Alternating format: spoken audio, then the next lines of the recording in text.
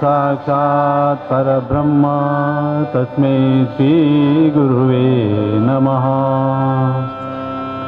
गजाननं भूतगणादिसेवितं कपित्थजम्बोफलसारभक्षितम् उमासुतं शोकविनाशकारणं नमामि विघ्नेश्वरपादपङ्कजं भजे। शान्ताकारं भुजगशयनं पद्मनाभं सुरेशं विश्वाधारं गगनसदृशं मेघवर्णं शुभाङ्गं लक्ष्मीकान्तं कमलनयनं योगिविद्यानगम्यं वन्दे विष्णुं भवभयहर सर्वलोकैकनाथं भजे। सर्वलोकैकनाथं भजे। सर्वमङ्गलमाङ्गल्ये शिवे सर्वार्थसाधके शरणे त्र्यम्बके देवी नारायणी नमोस्तुते। नमो पुण्डलीकवरदे पाण्डुरङ्गरे विठ्ठल।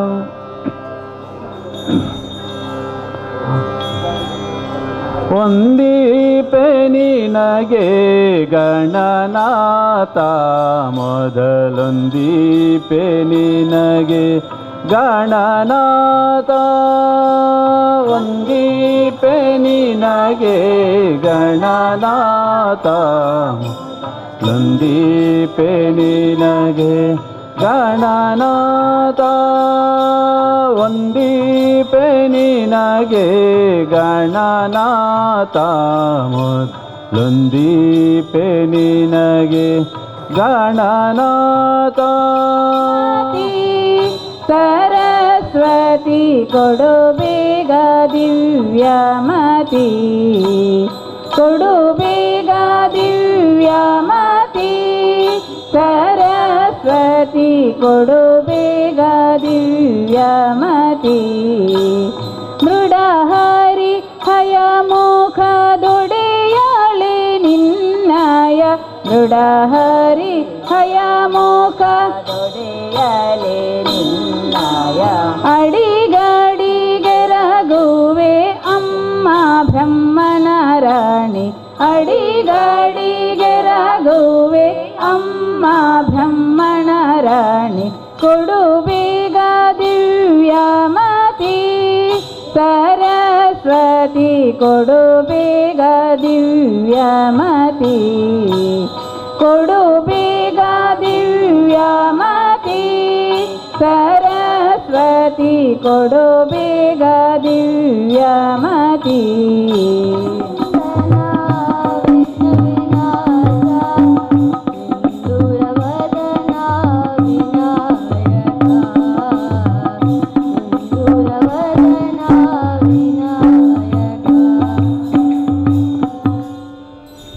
ಸ್ವಾಮಿ ಅಯ್ಯಪ್ಪ ಸ್ವಾಮಿ ಅಯ್ಯಪ್ಪ ನೀನೇ ಗತಿ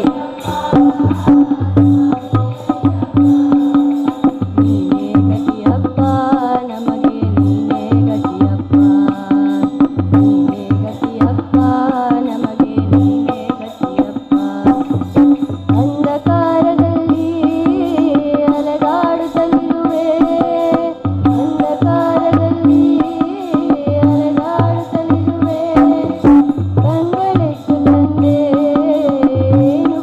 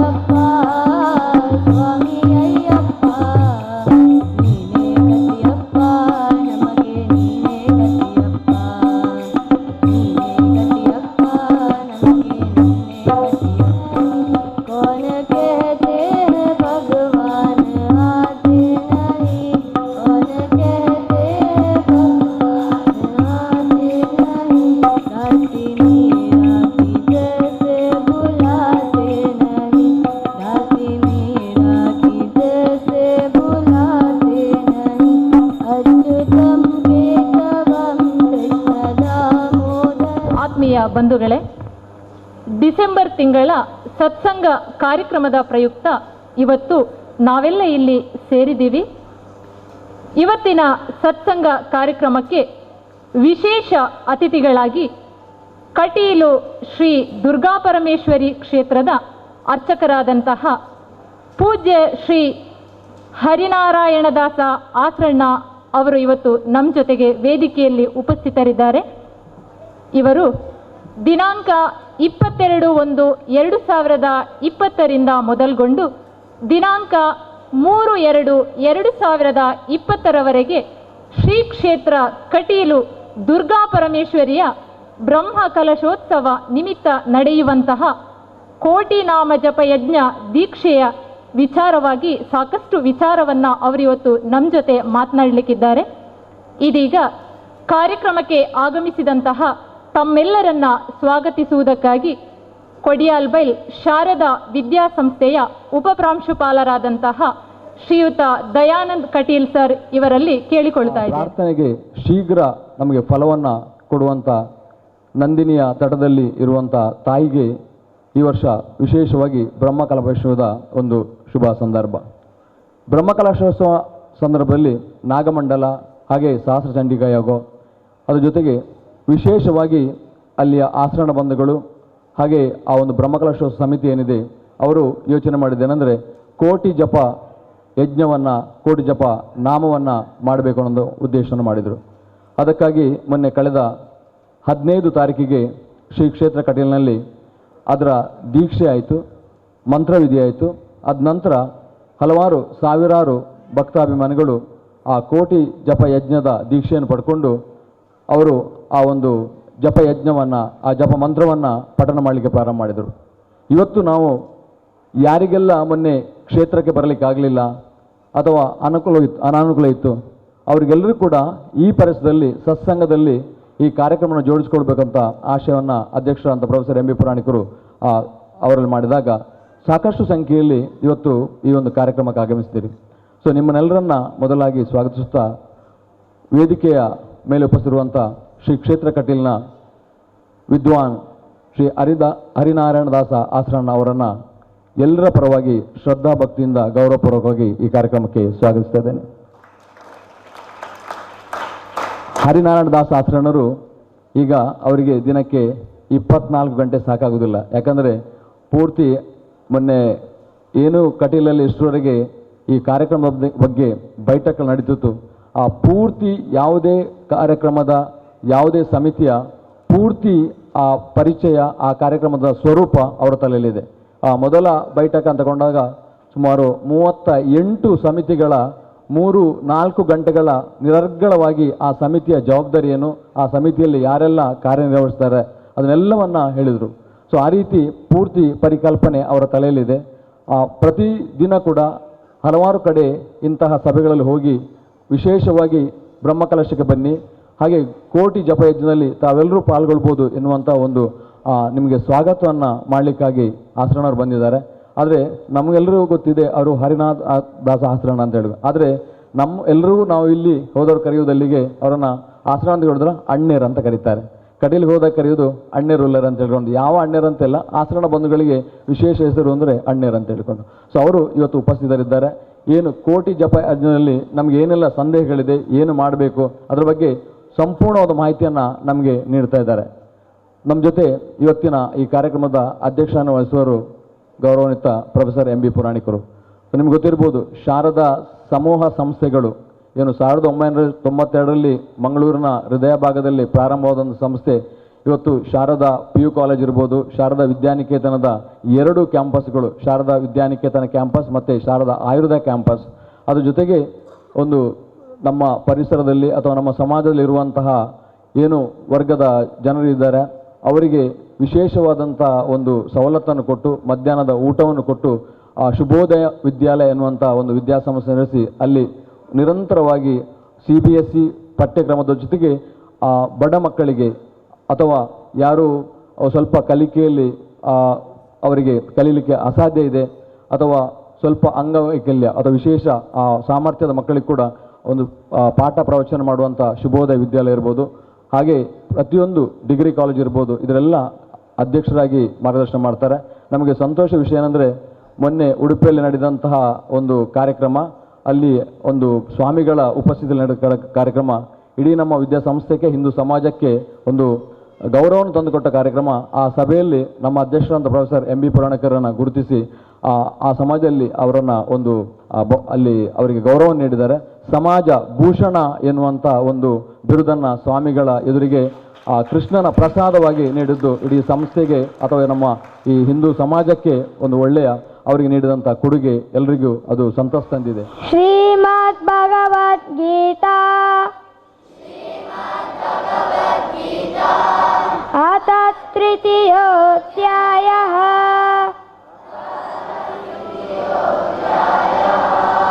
ಕರ್ಮಯೋಗಃ. ಅರ್ಜುನ ಉವಾಚ ಜ್ಯಾಯಸಿ ಚೇತ್ ಕರ್ಮಣಸ್ತೆ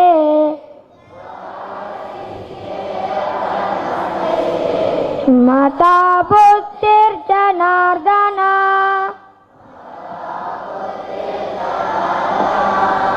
ತತ್ಕಿಂ ಕರ್ಮಣಿ ಘೋರೆ ಮಾಂ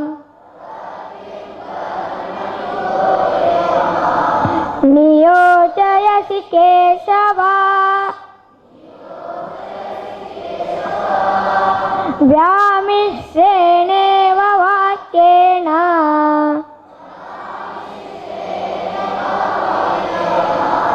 ಬುದ್ಧಿಂ ಮೋಹಯಸೀವ ಮೇ.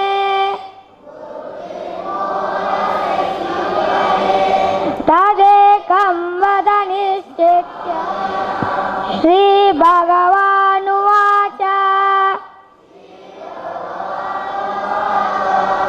ಲೋಕೇಸ್ಮಿನ್ ದ್ವಿವಿಧಾ ನಿಷ್ಠಾ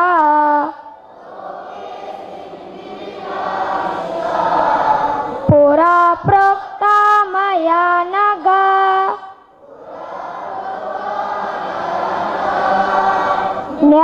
ಜ್ಞಾನಯೋಗೇನ ಸಾಂಖ್ಯಾನಾಂ ಕರ್ಮಯೋಗೇನ ಯೋಗಿನಾಂ ನ ಕರ್ಮಣಮನಾರಂಭಾತ್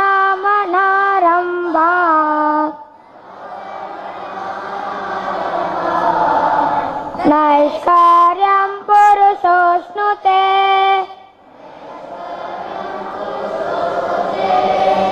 ನ ಚ ಸನ್ಯಸನಾದೇವ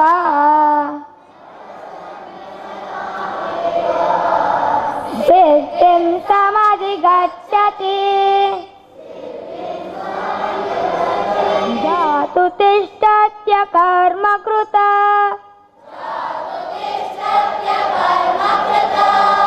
ಕಾರ್ಯತೆ ಯವಶತ್ ಕರ್ಮ.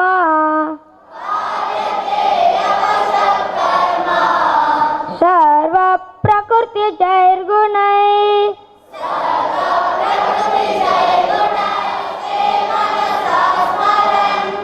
ಇಂದ್ರಿಯಾರ್ಥಾನಿ ಮಿಥ್ಯಾಚಾರ ಮನಸಾ ಸಂಯಾರವತೇರ್ಜುನ.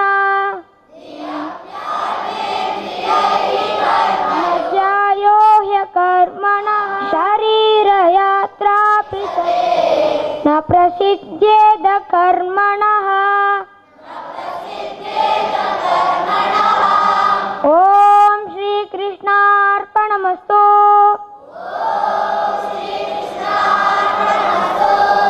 ಅರ್ಥ: ನಿಸ್ಸಂದೇಹವಾಗಿ ಯಾವುದೇ ಮಾನವ ಯಾವುದೇ ಸಮಯದಲ್ಲಿ ಕ್ಷಣ ಮಾತ್ರವೂ ಕರ್ಮವನ್ನು ಮಾಡದೇ ಇರಲಾರನು. ಮಾಡಲೇ ಬೇಕಾಗುತ್ತದೆ. ಮೂಢಬುದ್ಧಿಯುಳ್ಳ ಮಾನವ ಮೇಲ್ನೋಟಕ್ಕೆ ಇಂದ್ರಿಯಗಳನ್ನು ತಡೆದು ಮನಸ್ಸಿನಲ್ಲಿ ಅದರ ಬಗ್ಗೆ ಚಿಂತಿಸುತ್ತಾ ಮಿಥ್ಯಾಚಾರಿಯಾಗುತ್ತಾನೆ. ಮನಸ್ಸಿನಿಂದ ಇಂದ್ರಿಯಗಳನ್ನು ವಶಪಡಿಸಿಕೊಂಡು ಅನಾಸಕ್ತನಾಗಿ ಎಲ್ಲ ಇಂದ್ರಿಯಗಳ ಮೂಲಕ ಕರ್ಮಯೋಗವನ್ನು ಆಚರಿಸುವ ಮಾನವನೇ ಶ್ರೇಷ್ಠನಾಗಿದ್ದಾನೆ. ಕರ್ಮ ಮಾಡದೆ ಇರುವುದಕ್ಕಿಂತ ಶಾಸ್ತ್ರವಿಹಿತವಾದ ಕರ್ತವ್ಯ ಕರ್ಮ ಮಾಡುವುದೇ ಶ್ರೇಷ್ಠವಾಗಿದೆ. ಧರ್ಮೋ ರಕ್ಷತಿ ರಕ್ಷಿತಾ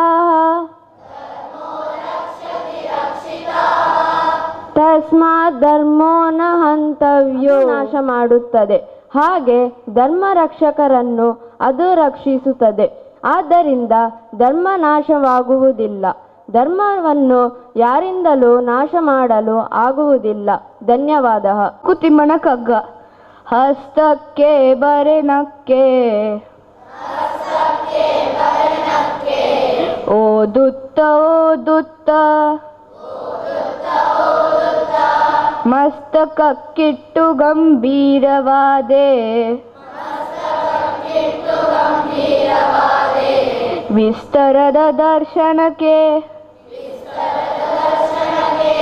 ತುತ್ತ ತುದಿಯಲಿ ನಿನ್ನ ಪುಸ್ತಕಕ್ಕೆ ಕೈ ಮುಗಿದೆ ಮಂಕುತಿಮ್ಮ. ಅರ್ಥ: ಪುಸ್ತಕವೊಂದು ಕೈಗೆ ಬಂದಾಗ ನಗು ಬಂದಿತು. ಓದುತ್ತಾ ಹೋದ ಹಾಗೆ ಅದನ್ನು ತಲೆಗೆ ಒತ್ತಿ ಗಂಭೀರನಾದೆ. ಅರ್ಥ ವಿಸ್ತಾರ ತಿಳಿದಾಗ ಅದಕ್ಕೆ ತಲೆಬಾಗಿ ನಮಸ್ಕರಿಸಿದೆ. ಸರಿಯಿಲ್ಲ, ಚಿತ್ತಕ್ಕೆ ಸ್ಥಿರವಿಲ್ಲ, ಹಸ್ತದಿಂದಧಿಕ ಹಿತರಿಲ್ಲ, ಹಸ್ತದಿಂದಧಿಕ ಹಿತರಿಲ್ಲ ಪರದೈವ.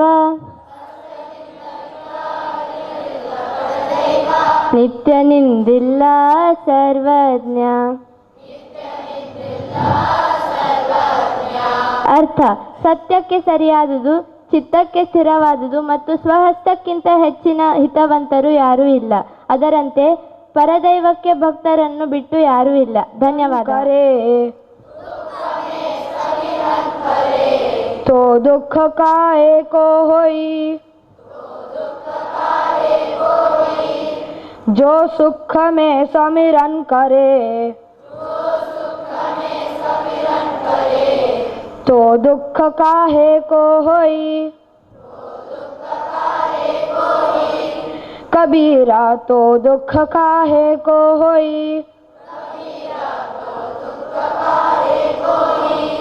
ಅರ್ಥ: ದುಃಖದಲ್ಲಿ ಇರುವಾಗ ಎಲ್ಲರೂ ಭಗವಂತನನ್ನು ಸ್ಮರಿಸುತ್ತಾರೆ, ಆದರೆ ಸುಖದಲ್ಲಿ ಇರುವಾಗ ಭಗವಂತನನ್ನು ಸ್ಮರಿಸಿದರೆ ಮುಂದೆ ಎಂದು ದುಃಖ ಬರುವುದಿಲ್ಲ. ರಾಮಾಯಣ ಹಾಗೂ ಮಹಾಭಾರತ ಆಧಾರಿತ ರಸಪ್ರಶ್ನೆ ಕಾರ್ಯಕ್ರಮ.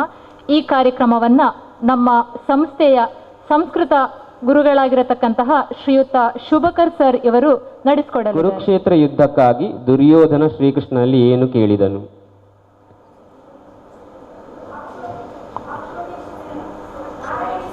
ನಾರಾಯಣಿ ಸೇನ ಸರಿಯಾದ ಉತ್ತರ. ಧೃತರಾಷ್ಟ್ರ ಮಹಾರಾಜನ ಏಕೈಕ ಮಗಳ ಹೆಸರೇನು? ದುಶ್ಶಲ ಸರಿಯಾದ ಉತ್ತರ. ಮುಂದಿನ ಪ್ರಶ್ನೆ: ಅರ್ಜುನನಿಗೆ ಪಾರ್ಥ ಅನ್ನುವ ಹೆಸರು ಹೇಗೆ ಬಂತು? ಪಾರ್ಥ ಅನ್ನುವ ಹೆಸರು ಸರಿ ಹೇಳಿ. ತಾಯಿ ಕುಂತಿ ವೃತೆಯಾದ್ರಿಂದ ಮಗನಿಗೆ ವೃತೆಯಾಗಿದ್ದರಿಂದ ಮಗನಿಗೆ ಪಾರ್ಥ ಎಂಬ ಹೆಸರು ಬಂದಿತ್ತು. ಸರಿಯಾದ ಉತ್ತರ. ತಾಯಿ ಕುಂತಿಗೆ ಇನ್ನೊಂದು ಹೆಸರು ಪ್ರೀತ ಅಂತ, ಆ ಪ್ರೀತೆಯ ಮಗನಾದ್ರಿಂದ ಪಾರ್ಥ ಅನ್ನುವಂಥ ಹೆಸರು ಬಂದಿದೆ. ಈಗ ರಾಮಾಯಣದ ಸಂಬಂಧಿತ ಪ್ರಶ್ನೆಗಳು. ಶ್ರೀರಾಮ ಜನಕನ ಸಭೆಯಲ್ಲಿ ಎತ್ತಿದ ಧನಸ್ಸಿನ ಹೆಸರೇನು?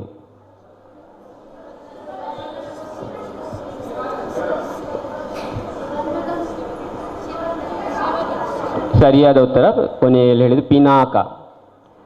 ಸೀತೆಯ 3 ಒಳ್ಳೆಯ ಸ್ನೇಹಿತರು ಯಾರು? ಸ್ನೇಹಿತೆಯರ ಹೆಸರು?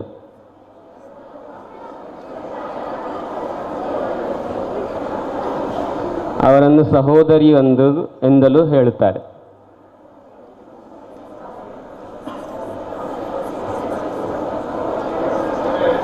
ಮೂರು ಹೆಂಡತಿಯರು ಮಾಂಡವಿ, ಊರ್ಮಿಳಾ, ಸುತಕೀರ್ತಿ.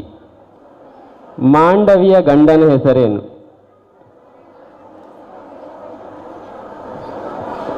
ಲಕ್ಷ್ಮಣ ಸರಿಯಾದ ಉತ್ತರ. ಊರ್ಮಿಳೆಯ ಮಾಂಡವ್ಯ ಗಂಡನ ಹೆಸರು ಭರತ, ಊರ್ಮಿಳೆಯ ಗಂಡನ ಹೆಸರು ಲಕ್ಷ್ಮಣ, ಸುತಕೀರ್ತಿಯ ಗಂಡನ ಹೆಸರು ಶತ್ರುಘ್ನ. ರಾವಣ ಸೀತಾಮಾತೆಯನ್ನು ಎಲ್ಲಿ ಇಟ್ಟಿದ್ದನು? ಅಶೋಕವನದಲ್ಲಿ. ಧನ್ಯವಾದಗಳು. ಈಗ ಎಂದಿನಂತೆ ಶ್ರೀರಾಮ ಜಪ. ಎಲ್ಲರೂ ನೇರವಾಗಿ ಕುಳಿತುಕೊಳ್ಳೋಣ. 13 ಬಾರಿ ಶ್ರೀರಾಮ ಜಪವನ್ನು ನಾವು ಪ್ರತಿ ಶಾರದಾ ಸತ್ಸಂಗದಲ್ಲಿ ಮಾಡ್ತಾ ಇದ್ದೇವೆ. ಆರಂಭ ಮಾಡೋಣ.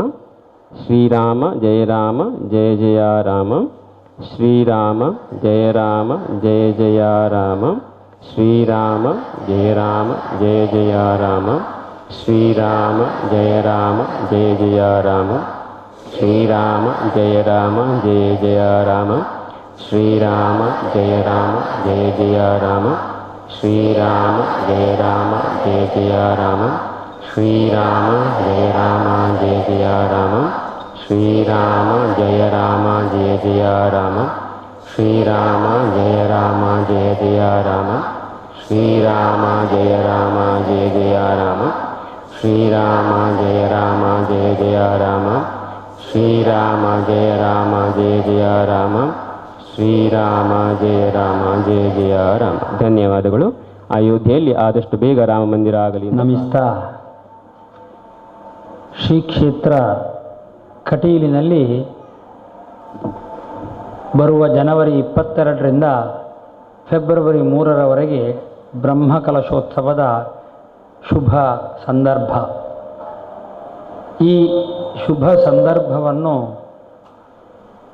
ಆಚರಿಸುವಾಗ ಯಾವ ಯಾವ ಕಾರ್ಯಕ್ರಮಗಳನ್ನು ಇಡೋಣ ಅಂತ ಯೋಚನೆ ಮಾಡುವಾಗ ಇದು ಬಹಳ ಹಿಂದೆಯೇ ತಾಯಿಯಿಂದ ನಿರ್ಧಾರವಾದಂತಹ ಕಾರ್ಯಕ್ರಮ ಅಂತ ಯೋಚಿಸಬೇಕು. ಯಾಕೆಂದರೆ 5 ವರ್ಷಗಳ ಹಿಂದೆ ನಮ್ಮ ಧ್ವಜಸ್ತಂಭದಲ್ಲಿ ಸ್ವಲ್ಪ ಲೋಪ ಉಂಟು ಅಂತ ಗೊತ್ತಾಯಿತು. ಆ ಸಂದರ್ಭದಲ್ಲಿ ಧ್ವಜಸ್ತಂಭ ಬೇರ್ಪಡಿಸಲಿಕ್ಕಾಗಿ ಹೊರಡುವಾಗ ಒಳ್ಳೆಯ ಮರ ಸಿಕ್ಕಿದೆ. ಆ ಸಿಕ್ಕಿದ್ದನ್ನು 4.5 ವರ್ಷಗಳ ಕಾಲ ಎಣ್ಣೆಯಲ್ಲಿ ಮುಳುಗಿಸಿ ಇಟ್ಟು ಅದು ಸರಿಯಾದಂತಹ ರೀತಿಯಲ್ಲಿ ಪಾಕ ಬಂದ ಮೇಲೆ ಹೋದ 2019ರಲ್ಲಿ ಪ್ರತಿಷ್ಠೆ ಮಾಡಲಾಯಿತು. ಇದಕ್ಕಿಂತ ಈಗಿರುವುದಕ್ಕಿಂತ ದೊಡ್ಡದಾದಂತಹ ಆ ಮರವನ್ನು ಹಾಗೇ ಉಳಿಸಬೇಕು ಅಂತ ವಾಸ್ತುತಜ್ಞರು ಇದಕ್ಕಿಂತ ಅದು ಉತ್ಕೃಷ್ಟ ಅಂತ ಹೇಳಿದಾಗ ಅದನ್ನು ನೆಡಬೇಕಾಯಿತು. ಬೆಳ್ಳಿಯ ನಾವು ಮಾಡಿದ ಮೊದಲ ಕಲಶ ಅದರೊಳಗೆ ಹೋಗಲಿಲ್ಲ. ಹಾಗೆ ಹೊಸದಾಗಿ ಮಾಡುವಾಗ ಚಿನ್ನದ್ದು ಯಾಕೆ ಮಾಡಬಾರ್ದು ಅಂತ ಯೋಚನೆ ಬಂತು. ಹಾಗಾಗಿ ಅದೊಂದು ದೇವರ ನಿರ್ಣಯ. ಹಾಗಾಗಿ ಜನವರಿ 24ಕ್ಕೆ ಸ್ವರ್ಣ ಧ್ವಜಸ್ತಂಭ ಪ್ರತಿಷ್ಠಾ ಮಹೋತ್ಸವ, 30ನೇ ತಾರೀಕಿಗೆ ಪ್ರತಿ 12 ವರ್ಷಗಳಿಗೆ ಅಥವಾ 13 ಅದರ ನಂತರ ಆಗತಕ್ಕಂತಹ ಬ್ರಹ್ಮಕಲಶೋತ್ಸವ. ಕಟೀಲಿನಲ್ಲಿ ಬ್ರಹ್ಮಕಲಶ ಆಗುವಾಗ ನಾಗಮಂಡಲ ಆಗಲೇಬೇಕು. ಹಾಗಾಗಿ ನಾಗಮಂಡಲ. ಕಟೀಲ್ ದೇವರಲ್ಲಿ ನಿತ್ಯ ಚಂಡಿಕಾ ಯಾಗ ಆಗುವುದರಿಂದ ಸಹಸ್ರ ಚಂಡಿಕಾ ಯಾಗ ಅಂತ ನಿರ್ಣಯ ಆಗಿತ್ತು. 2007ನೇ ಇಸ್ವಿಯಲ್ಲಿ ಕಟೀಲಲ್ಲಿ ಕೋಟಿ ಜಪ ಮಾಡಬೇಕು ಅಂತ ನನ್ನ ಅಣ್ಣ ವಾಸುದೇವಾಸರರಿಗೆ ಹೊಳೆದತ್ತು. ಅದನ್ನು ನಳಿನ್ ಕುಮಾರ್ ಕಟೀಲರಲ್ಲಿ ಮಾತಾಡಿತ್ತು. ಆವಾಗ ಕೆಲವು ಈ ರಾಜಕೀಯ ಸಮಸ್ಯೆಯಿಂದ ಮಾಡಲಿಕ್ಕೆ ಆಗಲಿಲ್ಲ. ಅದು ಅಲ್ಲಿಗೆ ಬಿದ್ದೋಯ್ತು. ಆಗ ನನ್ನ ಅಣ್ಣನಿಗೆ ಬೇಸರ ಆಗಿ ಆ ಒಂದು ಕೋಟಿ ಜಪ ಯಜ್ಞ ಎನ್ನುವುದು ವೈಯಕ್ತಿಕವಾಗಿ ದೇವರ ಹತ್ರ ಖರ್ಚು ಮಾಡಿ ಮುಗಿಸಿದ್ದಾರೆ. ನಾವು ಸಂಕಲ್ಪ ಮಾಡಿದ್ದು ನಿಲ್ಲಬಾರ್ದು ಅಂತ. ಈ ಬ್ರಹ್ಮಕಲಶಕ್ಕಾಗುವ ನಳಿನ್ ಕುಮಾರ್ ಕಟೀಲರಿಗೆ ಕಂಡಿದ್ದು ಅದು ಹೋದ ವರ್ಷ ನಿಂತದ್ದನ್ನು ಪುನಃ ಮಾಡ್ಬೋದಲ್ಲ ಅಂತ. ನಿಂತದ್ದನ್ನು ದೇವರು ತಗೊಂಡಿದ್ದಾರೆ, ಅದು ಬೇರೆ ವಿಷಯ. ಆದರೆ ಇನ್ನೊಂದು ಆಗಬೇಕು ಅಂತ ದೇವರ ಚಿತ್ತ ಇತ್ತು. ಹಾಗಾಗಿ ಅದು ಮಾಡುವುದು ಅಂತ ಎನ್ನುವಂತಹ ಯೋಜನೆಗಳು ಹೊರಟ ಕಾರಣ ಕೋಟಿ ಜಪಯಜ್ಞ ಅಂತ ಒಂದು ನಿರ್ಧಾರ ಆಗಿ ಅದು ಮೊನ್ನೆಯ ನಾಡಿದ್ದು ಫೆಬ್ರವರಿ 2ಕ್ಕೆ ಅಂತ ನಿಶ್ಚಯ ಆಯಿತು. ಇದನ್ನು ಯಾವ ರೀತಿಯಾಗಿ ಮಾಡೋಣ ಅಂತೆಲ್ಲ ಯೋಚನೆ ಮಾಡುವಾಗ ದೇವರ ಪ್ರೇರಣೆಯಂತೆ ನಮಗೆ ಹೊಳೆದಂತಹ ಮಂತ್ರ ಸರ್ವಮಂಗಲ ಮಾಂಗಲ್ಯೆ ಶಿವೇ ಸರ್ವಾರ್ಥ ಸಾಧಿಕೆ ಶರಣ್ಯೆ ತ್ರ್ಯಂಬಕೆ ಗೌರಿ ನಾರಾಯಣಿ ನಮೋಸ್ತುತೆ.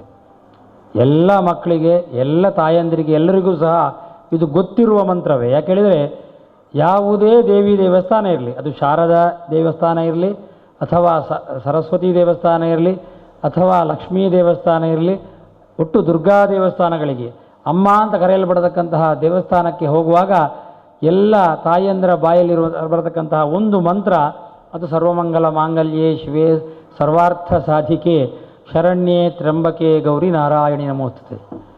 ನಮ್ಮಲ್ಲಿ ಒಂದು ಕ್ರಮ ಉಂಟು. ಯಾಕೆ ಹೇಳಿದರೆ ಬ್ರಾಹ್ಮಣರು ನಾವೆಲ್ಲ ಹೇಳಿದ್ದು ಮಾತ್ರ ಮಂತ್ರ, ಉಳಿದದ್ದು ಅಲ್ಲ ಅಂತ ಒಂದು ಕಲ್ಪನೆ ಇದೆ. ಅದು ಹೆಂಗಸರು ಹೇಳಿದರೆ ಅದು ಮಂತ್ರ ಅಲ್ಲವೋ ಏನ ಅಂತ. ಯಾಕೆ ಹೇಳಿದರೆ ಅವರಿಗೆ ಅಂಥದ್ದೆಲ್ಲ ಹೇಳುವುದಿಲ್ಲ ಅಂತ. ಆದ್ದರಿಂದ ಈ ಮಂತ್ರಕ್ಕೆ ದೇವರೆದುರಲ್ಲಿ ಬಂದು ಹೇಳ್ತೇವೆ, ಅಂತಹ ಪ್ರಾಮುಖ್ಯ ಉಂಟು ಹೇಳಿದರೆ ಕೆಲವರಿಗೆ ಗೊತ್ತಿಲ್ಲ, ಕೆಲವರಿಗೆ ಗೊತ್ತಿದೆ. ಈ ಮಂತ್ರವೇ ಯಾಕೆ ಆಗಬೇಕು ಅಂತ ಕೋಟಿ ಜಪಯಜ್ಞದಲ್ಲಿ ನಾವು ಸಂಕಲ್ಪ ಮಾಡಿದ್ದೇವೆ ಹೇಳಿದರೆ ಇದೊಂದು ಮಹಾಮಂತ್ರ ಆದದ್ದರಿಂದ. ನಾವು ಚಂಡಿಕಾಯಾಗವನ್ನು ನಿತ್ಯ ಮಾಡ್ತೇವೆ ಕಟೀಲಿನಲ್ಲಿ. ನಾಡಿದ್ದು ಸಹಸ್ರ ಚಂಡಿಕಾಯಾಗ ಹೇಳಿದರೆ 1000 ಬಾರಿ ಚಂಡಿಕಾಯಾಗದಲ್ಲಿ ಹೇಳತಕ್ಕಂತಹ 700 ಮಂತ್ರಗಳನ್ನು ಹೇಳಿ ಅನಂತರ ಫೆಬ್ರವರಿ 3ನೇ ತಾರೀಕಿಗೆ 10 ಕುಂಡದಲ್ಲಿ 100 ಋತ್ವಿಜರು ಮಾಡತಕ್ಕ ಹೋಮ, 100 ಋತ್ವಿಜರು ಹೋಮ ಮಾಡ್ತಾರೆ ಅದರಲ್ಲಿ. ಅಂತಹ ವಿಶೇಷವಾದ ಹೋಮಕ್ಕೆ ಸಹಸ್ರ ಚಂಡಿಕಾಯಾಗ ಅಂತ ಹೇಳ್ತೇವೆ. ಅಂತಹ 700 ಮಂತ್ರಗಳು ಅಂತ ಏನುಂಟು, ಆ 700 ಮಂತ್ರಕ್ಕೆ ಸಪ್ತಶತಿ ಅಂತ ನಾವು ಹೆಸರು ಕೊಟ್ಟಿದ್ದೇವೆ. ಅದಕ್ಕೆ ನಾವು ಹೇಳುವಂಥದ್ದು ದೇವಿ ಮಾಹಾತ್ಮ್ಯ ಅಂತಲೇ. ಸಪ್ತಶತಿ ಅಂತ ಹೇಳಿದರೆ 700 ಅಂತ ಅರ್ಥ, 700 ಉಳ್ಳದ್ದು ಅಂತ ಅರ್ಥ. ಹಾಗಾಗಿ ದೇವಿ ಮಾಹಾತ್ಮ್ಯ, ದೇವರ ಕಥೆಯನ್ನು, ದೇವಿಯ ಕಥೆಯನ್ನು ಹೇಳುವಂಥದ್ದು. ನಾವೀಗ ಯಾವಾಗ ದೇವಿ ಮಹಾತ್ಮೆ ಅಂತ ನಾವು ಆಟದಲ್ಲಿ ನೋಡ್ತೇವೆ, ಆ ಕಥೆ ಇರುವಂಥದ್ದು ಆ ಮಾರ್ಕಂಡೇಯ ಪುರಾಣದ ಒಳಗಿರತಕ್ಕಂತಹ ದೇವಿ ಮಹಾತ್ಮ್ಯ ಎನ್ನುವಂತಹ 700 ಮಂತ್ರಗಳಲ್ಲಿ. ಆದ್ದರಿಂದ ಆ 700 ಮಂತ್ರಗಳನ್ನು ನಾವು ಸಕೃತ್ ಉಚ್ಚರಿತೆ ಶ್ರುತಿ, ಒಂದು ಬಾರಿ ಹೇಳಿದರೆ ಒಂದು ಬಾರಿ ಕೇಳಿದರೆ ಸಾಕು, ನನಗೆ ಅದು ಪ್ರೀತಿರ್ಮೇ ಕ್ರಿಯತೆಯೇ ಸಾಸ್ಮಿನ್, ಅದರಿಂದ ನನಗೆ ಸಂತೋಷ ಆಗ್ತದೆ ಅಂತ ದೇವಿಯ ವಾಕ್ಯ. ಆಮೇಲೆ ಸರ್ವಂ ಮಮೈತನ್ ಮಾಹಾತ್ಮ್ಯಂ ಮಮ ಸನ್ನಿಧಿ ಕಾರಕಂ, ಇದೆಲ್ಲ ನನ್ನ ಮಹಾತ್ಮೆ, ಇದನ್ನೆಲ್ಲ ಹೇಳಿದರೆ ನನ್ನ ಸಾನ್ನಿಧ್ಯ ಸೃಷ್ಟಿಯಾಗ್ತದೆ ಅಂತ. ಹಾಗಾಗಿ ದೇವಿ ಮಹಾತ್ಮೆ ಎಲ್ಲಿ ಆಟ ಆಗ್ತದೋ ಅಥವಾ ದೇವರ ಚರಿತೆ ಎಲ್ಲಿ ಆಟ ಆಗ್ತದೋ ಸ್ವತಃ ಕಟೀಲಿನ ತಾಯಿ ಬಂದು ನೋಡಲಿಕ್ಕೆ ಬಂದು ಕೂತ್ಕೊಳ್ತಾಳೆ ಎನ್ನುವಂಥದ್ದು ಐತಿಹ್ಯ. ಯಾಕೆ ಹೇಳಿದರೆ ಅದು ಹೇಳಿದರೆ ನನ್ನ ಸಾನ್ನಿಧ್ಯ ಸೃಷ್ಟಿಯಾಗಿ ಹೇಳಿದ್ರೆ ದೇವಿ ಬಂದು ಕೂತ್ಕೊಳ್ತಾಳೆ. ಆ ದೃಷ್ಟಿಯಿಂದ ದೇವಿ ಮಹಾತ್ಮೆ ಆಟವನ್ನು ನಾವು ನೋಡ್ತೇವೆ. ಆ ದೇವಿ ಮಹಾತ್ಮೆ ಎನ್ನುವಂತಹ 700 ಮಂತ್ರಗಳಲ್ಲಿ ಪುನಃ 7 ಮಂತ್ರವನ್ನು ಪ್ರಧಾನತ್ವೇನ ನೋಡಬೇಕು ಅಂತ ತಂತ್ರಶಾಸ್ತ್ರಜ್ಞರು ಹೇಳಿದರು. ಇದು ಜ್ಞಾನಿನಾಪಿ ಚೇತಾಂಸಿ ದೇವಿ ಭಗವತಿ ಹಿಸ ಬಲಾದ ಆಕೃಷ್ಯ ಮೋಹಾಯ ಮಹಾಮಾಯಾ ಪ್ರಯಚ್ಯತೆ ಎನ್ನುವುದು ಮೊದಲ ಮಂತ್ರ. ಸರ್ವಾಬಾಧಾ ಪ್ರಶಮನಂ ತ್ರೈಲೋಕ್ಯಸ್ಯ ಅಖಿಲೇಶ್ವರಿ ಏವಮೇವ ತ್ವಯಾ ಕಾರ್ಯಂ ಅಸ್ಮದ್ವೈರಿ ವಿನಾಶನಂ ಎನ್ನುವುದು ಕೊನೆಯ ಮಂತ್ರ. ಹಲವಾರು ಮಂತ್ರಗಳು ನಿಮ್ಗೆ ಗೊತ್ತಿದ್ದದೆ ಅದರಲ್ಲಿರುವಂಥದ್ದು. ಆ 7 ಮಂತ್ರಗಳನ್ನು ಸಪ್ತಶ್ಲೋಕಿ ಅಂತ ಮತ್ತು ಪ್ರಧಾನವಾಗಿ ತಂತ್ರಶಾಸ್ತ್ರಜ್ಞರು ಹೇಳಿದರು. ಆ 7 ಮಂತ್ರಗಳಲ್ಲಿ ಪುನಃ ಸರ್ವಮಂಗಲ ಮಾಂಗಲ್ಯ ಎನ್ನುವುದು ಪ್ರಧಾನ ಅಂತ ಹೇಳಿದರು. ಯಾಕೆ ಪ್ರಾಧಾನ್ಯವನ್ನು ಅದಕ್ಕೆ ಕೊಟ್ಟರು ಎನ್ನುವುದಕ್ಕೆ ವ್ಯಾಖ್ಯಾನದಲ್ಲಿ ಬರೀತಾರೆ. ಯಾಕೆ ಹೇಳಿದರೆ ಆ ಒಂದು ಮಂತ್ರದಲ್ಲಿ 7 ದೇವರ ನಾಮ ಉಂಟು. ಸರ್ವಮಂಗಲ ಮಾಂಗಲ್ಯೆ ಶಿವೆ ಸರ್ವಾರ್ಥ ಸಾಧಿಕೆ ಶರಣ್ಯೆ ತ್ರ್ಯಂಬಕೆ ಗೌರಿ ನಾರಾಯಣಿ, ಈ 7 ಹೆಸರು ನಮೋಸ್ತುತೆ ನಿಮಗೆ ನಮಸ್ಕರಿಸ್ತೇನೆ ಅಂತ ಆಮೇಲೆ ಹೆಸರು. ಒಂದು ವಾಕ್ಯ ಬಿಟ್ಟರೆ 7 ದೇವರದ್ದೇ ಹೆಸರು ಆದದರಿಂದ ಅದು ಪ್ರಧಾನ ಮಂತ್ರ. ಮತ್ತು ಸರ್ವಾರ್ಥ ಸಾಧಿಕೆ, ಅರ್ಥ ಹೇಳಿದರೆ ಸಂಪತ್ತು, ನಮಗೆ ಬೇಕಾದ ಎಲ್ಲ ಸಂಪತ್ತನ್ನು ಕೊಡ್ತಾ. ಹೇಳಿದರೆ ದುಡ್ಡು ಅಂತಲ್ಲ, ಅದು ಒಂದು ಸಂಪತ್ತಷ್ಟೇ. ನಾವು ಬೇಕಾದನ್ನೆಲ್ಲ ಕೇಳ್ತೇವೆ, ಕೇಳಿದ್ದೆಲ್ಲ ನಮಗೆ ಸಂಪತ್ತಲ್ಲ. ಒಬ್ಬ ನಮ್ಮ ಊರಲ್ಲಿ ಒಂದು ಮೆಹಂದಿ ಅಂತ ಆರಂಭ ಆಗಿದೆ, ಅದರಲ್ಲಿ ಕುಡಿಲಿಕ್ಕೆ ಬೇಕು ಅಂತ ಕೆಲವರು ಕೇಳಿಕೊಂಡು ಹೋಗೋರಿದ್ದಾರೆ, ಅದು ಸಂಪತ್ತಲ್ಲ. ಅದಕ್ಕಾಗಿ ಸರ್ವಾರ್ಥ ಸಾಧಿಕೆ, ನಮಗೆ ಬೇಕಾದದ್ದ ಸಂಪತ್ತನ್ನು ಅವಳು ಕೊಡ್ತಾಳೆ, ನಮಗೆ ಇಷ್ಟವಾದದ್ದೆಲ್ಲ ಬೇಕಾದ್ದನ್ನು ಕೊಡ್ತಾಳೆ. ಆದ್ದರಿಂದ ಇದು ಮಹಾಮಂತ್ರ ಅಂತ ತಂತ್ರಶಾಸ್ತ್ರಜ್ಞರು ನಿರ್ಣಯ ಮಾಡಿದರು. ಆ ಮಹಾಮಂತ್ರ ಅಂತ ಏನುಂಟು ಅದು ಪರಂಪರೆಯಿಂದ, ಯಾರಿಂದ ಅಂತ ಗೊತ್ತಿಲ್ಲ, ಬಹಳ ಹಿಂದಿನಿಂದ ಪ್ರತಿಯೊಬ್ಬರ ಬಾಯಿಯಲ್ಲೂ ಬಂದು, ಅದು ಗಂಡಸರಿರಲಿ ಹೆಣ್ಣುಮಕ್ಕಳಿರಲಿ ಬ್ರಾಹ್ಮಣರಿರಲಿ ಬ್ರಾಹ್ಮಣೇತರರಿರಲಿ, ನನಗೂ ದೇವಸ್ಥಾನಕ್ಕೆ ಹೋಗುವಾಗ ನನ್ನ ತಾಯಿ ಹೇಳಿಕೊಟ್ಟದ್ದು ಅದೇ ಮಂತ್ರ. ಅದು ಯಾವುದು ಹೇಳಿದರೆ ಇದೇ ಸರ್ವಮಂಗಲ ಮಾಂಗಲ್ಯೇ ಮಂತ್ರ. ಆದ್ದರಿಂದ ಉಪದೇಶ ತಾಯಿಯಿಂದ ಆದ ಮಂತ್ರ. ಉಪದೇಶ ಆದ್ಯೋಚ್ಚಾರಣಂ ಅಂತ ಸಿದ್ಧಾಂತ ಕೌಮುದಿಯಲ್ಲಿ ಅದರ ಬಗ್ಗೆ ಹೇಳ್ತಾರೆ. ಮೊದಲು ಹೇಳಿದ ಮಂತ್ರ, ಮೊದಲು ಯಾರೋ ಒಬ್ಬ ಹೇಳ್ತಾನೆ, ಹೇಳಿದ್ದನ್ನು ಕೇಳಿ ಮೊದಲು ಉಚ್ಚರಿಸುವಂತಹದ್ದಕ್ಕೆ ಉಪದೇಶ ಅಂತ ಹೆಸರು. ಹಾಗಾಗಿ ತಾಯಿಯಿಂದ ಉಪದಿಷ್ಟವಾದಂತಹ ಮಂತ್ರ ಸರ್ವಮಂಗಲ ಮಾಂಗಲ್ಯ, ಅದೆಲ್ಲರ ಮನಸ್ಸಲ್ಲಿ ಇರತಕ್ಕಂತಹ ಮಂತ್ರ. ಆದ್ದರಿಂದ ಇದೇ ಮಂತ್ರದಲ್ಲಿ ಕೋಟಿ ಜಪ ಯಜ್ಞ ಆಗಬೇಕು ಎನ್ನುವಂತಹ ರೀತಿಯಲ್ಲಿ ಆ ತಾಯಿ ಪ್ರೇರಣೆ ಕೊಟ್ಟದ್ದು, ನಾವು ನಿರ್ಣಯ ಮಾಡಿದ್ದಲ್ಲ, ತಾಯಿ ಪ್ರೇರಣೆ ಕೊಟ್ಟದ್ರಿಂದ ಆ ಮಂತ್ರವನ್ನೇ ಈ ಬ್ರಹ್ಮಕಲಶದ ಸಂದರ್ಭದಲ್ಲಿ ಪ್ರತಿಯೊಬ್ಬನೂ ಭಜಿಸುವ ಹಾಗೆ ನಾವು ಮಂತ್ರವಾಗಿ, ಪ್ರಧಾನ ಮಂತ್ರವಾಗಿ ಆಯ್ಕೆ ಮಾಡಿದ್ದೇವೆ. ಆ ಮಂತ್ರದ ಆರಂಭ ಯಾವಾಗ ಮಾಡೋದು ಅಂತ ಯೋಚನೆ ಮಾಡುವಾಗ ಕಾಕತಾಳೀಯವಾಗಿ ಸಿಕ್ಕಿದ್ದು ಮೊನ್ನೆ 15ನೇ ತಾರೀಕು ಕಟೀಲ್ನಲ್ಲಿ ಶಾಕಲ ಋಕ್ ಸಂಹಿತ ಯಾಗ ವೇದಶಾಸ್ತ್ರಾತ್ ಪರಂ ನಾಸ್ತಿ ಅಂತ ನಿರ್ಣಯ. ವೇದಶಾಸ್ತ್ರಕ್ಕಿಂತ ದೊಡ್ಡ ಶಾಸ್ತ್ರವೇ ಇಲ್ಲ ಅಂತ. ಅಂತಹ ವೇದಶಾಸ್ತ್ರದಲ್ಲಿ ಋಗ್ವೇದಕ್ಕೆ ಹೆಚ್ಚಿನ ಪ್ರಾಧಾನ್ಯ ಇರುವಂತಹ ಆ ಋಗ್ವೇದದ ಯಾಗ ಮೊನ್ನೆ ಒಂದು ದಿನದಲ್ಲಿ ನಡೆದಿದೆ. ಅದರಲ್ಲಿ 8 ಅಷ್ಟಕಗಳು, 8 ಅಷ್ಟಕಗಳನ್ನು 8 ದಿಕ್ಕುಗಳಲ್ಲಿ 8 ಕುಂಡಗಳನ್ನು ನಿರ್ಮಿಸಿ ಪ್ರತ್ಯೇಕವಾಗಿ ಒಂದೊಂದು ಅಷ್ಟಕದ ಹೋಮ ಮಾಡುವ ಮೂಲಕವಾಗಿ ಒಂದು ದಿನ ಶಾಕಲ ಋಕ್ಸಂಹಿತ ಯಾಗವನ್ನು ಮಾಡಿ ಅದರ ಮಧು ಮತ್ತು ಘೃತ ಕುಂಭವನ್ನು ದೇವರಿಗೆ ಅಭಿಷೇಕ ಮಾಡಿ ಸಾರ್ಥಕ್ಯವನ್ನು ಪಡೆಯುವಂತಹ ದಿನ. ಆ ದಿನವನ್ನು ಇದಕ್ಕೆ ಆಯ್ಕೆ ಮಾಡಿದ್ದೇವೆ. ಯಾಕೆ ಅಂತ ಹೇಳಿದರೆ ನಿಮಗೆ 48 ದಿನಗಳ ಕಾಲ ಈ ಜಪವನ್ನು ಮಾಡಲಿಕ್ಕಾಗ್ತದೆ. 50ನೇ ದಿವಸದಲ್ಲಿ ಬ್ರಹ್ಮಕಲಶ ಇದೆ, ಆದರೆ 48 ದಿನಗಳ ಕಾಲ ಮಾಡಲಿಕ್ಕಾಗ್ತದೆ. ಮತ್ತೊಂದು ದಿವಸ ನಮಗೆ ನಾಗಮಂಡಲ ಬರ್ತದೆ, ನಮ್ಮ ಕಟೀಲ್ನವರಿಗಂತೂ ಮಾಡಲಿಕ್ಕೆ ಕಷ್ಟ ಆಗ್ತದೆ. ಆಮೇಲೆ ದಿವಸ ಕಟೀಲ್ನಲ್ಲೇ ಬಂದು 49ನೇ ದಿನ ಒಂದು ವಿಶೇಷವಾದಂತಹ ಸಂಖ್ಯೆ ಆದ್ದರಿಂದ ಆ ದಿನವನ್ನು ನಾವು ಕಾಕತಾಳೀಯವಾಗಿ ಡಿಸೆಂಬರ್ 15 ಅಂತ ನಾವು ನಿರ್ಣಯ ಮಾಡಿತು. ಅಂತಹ ಒಂದು ಸುಂದರವಾದಂತಹ ಒಂದು ಕಲ್ಪನೆ ಬಂದದರಿಂದ ಕಟೀಲ್ನ ಬ್ರಹ್ಮಕಲಶ ಏನಾಯಿತು ಕೇಳಿದರೆ ಇಷ್ಟರವರೆಗೆ ಆರಾಧನಾ ಬ್ರಹ್ಮಕಲಶ ಆಗಿತ್ತು ಕಟೀಲು.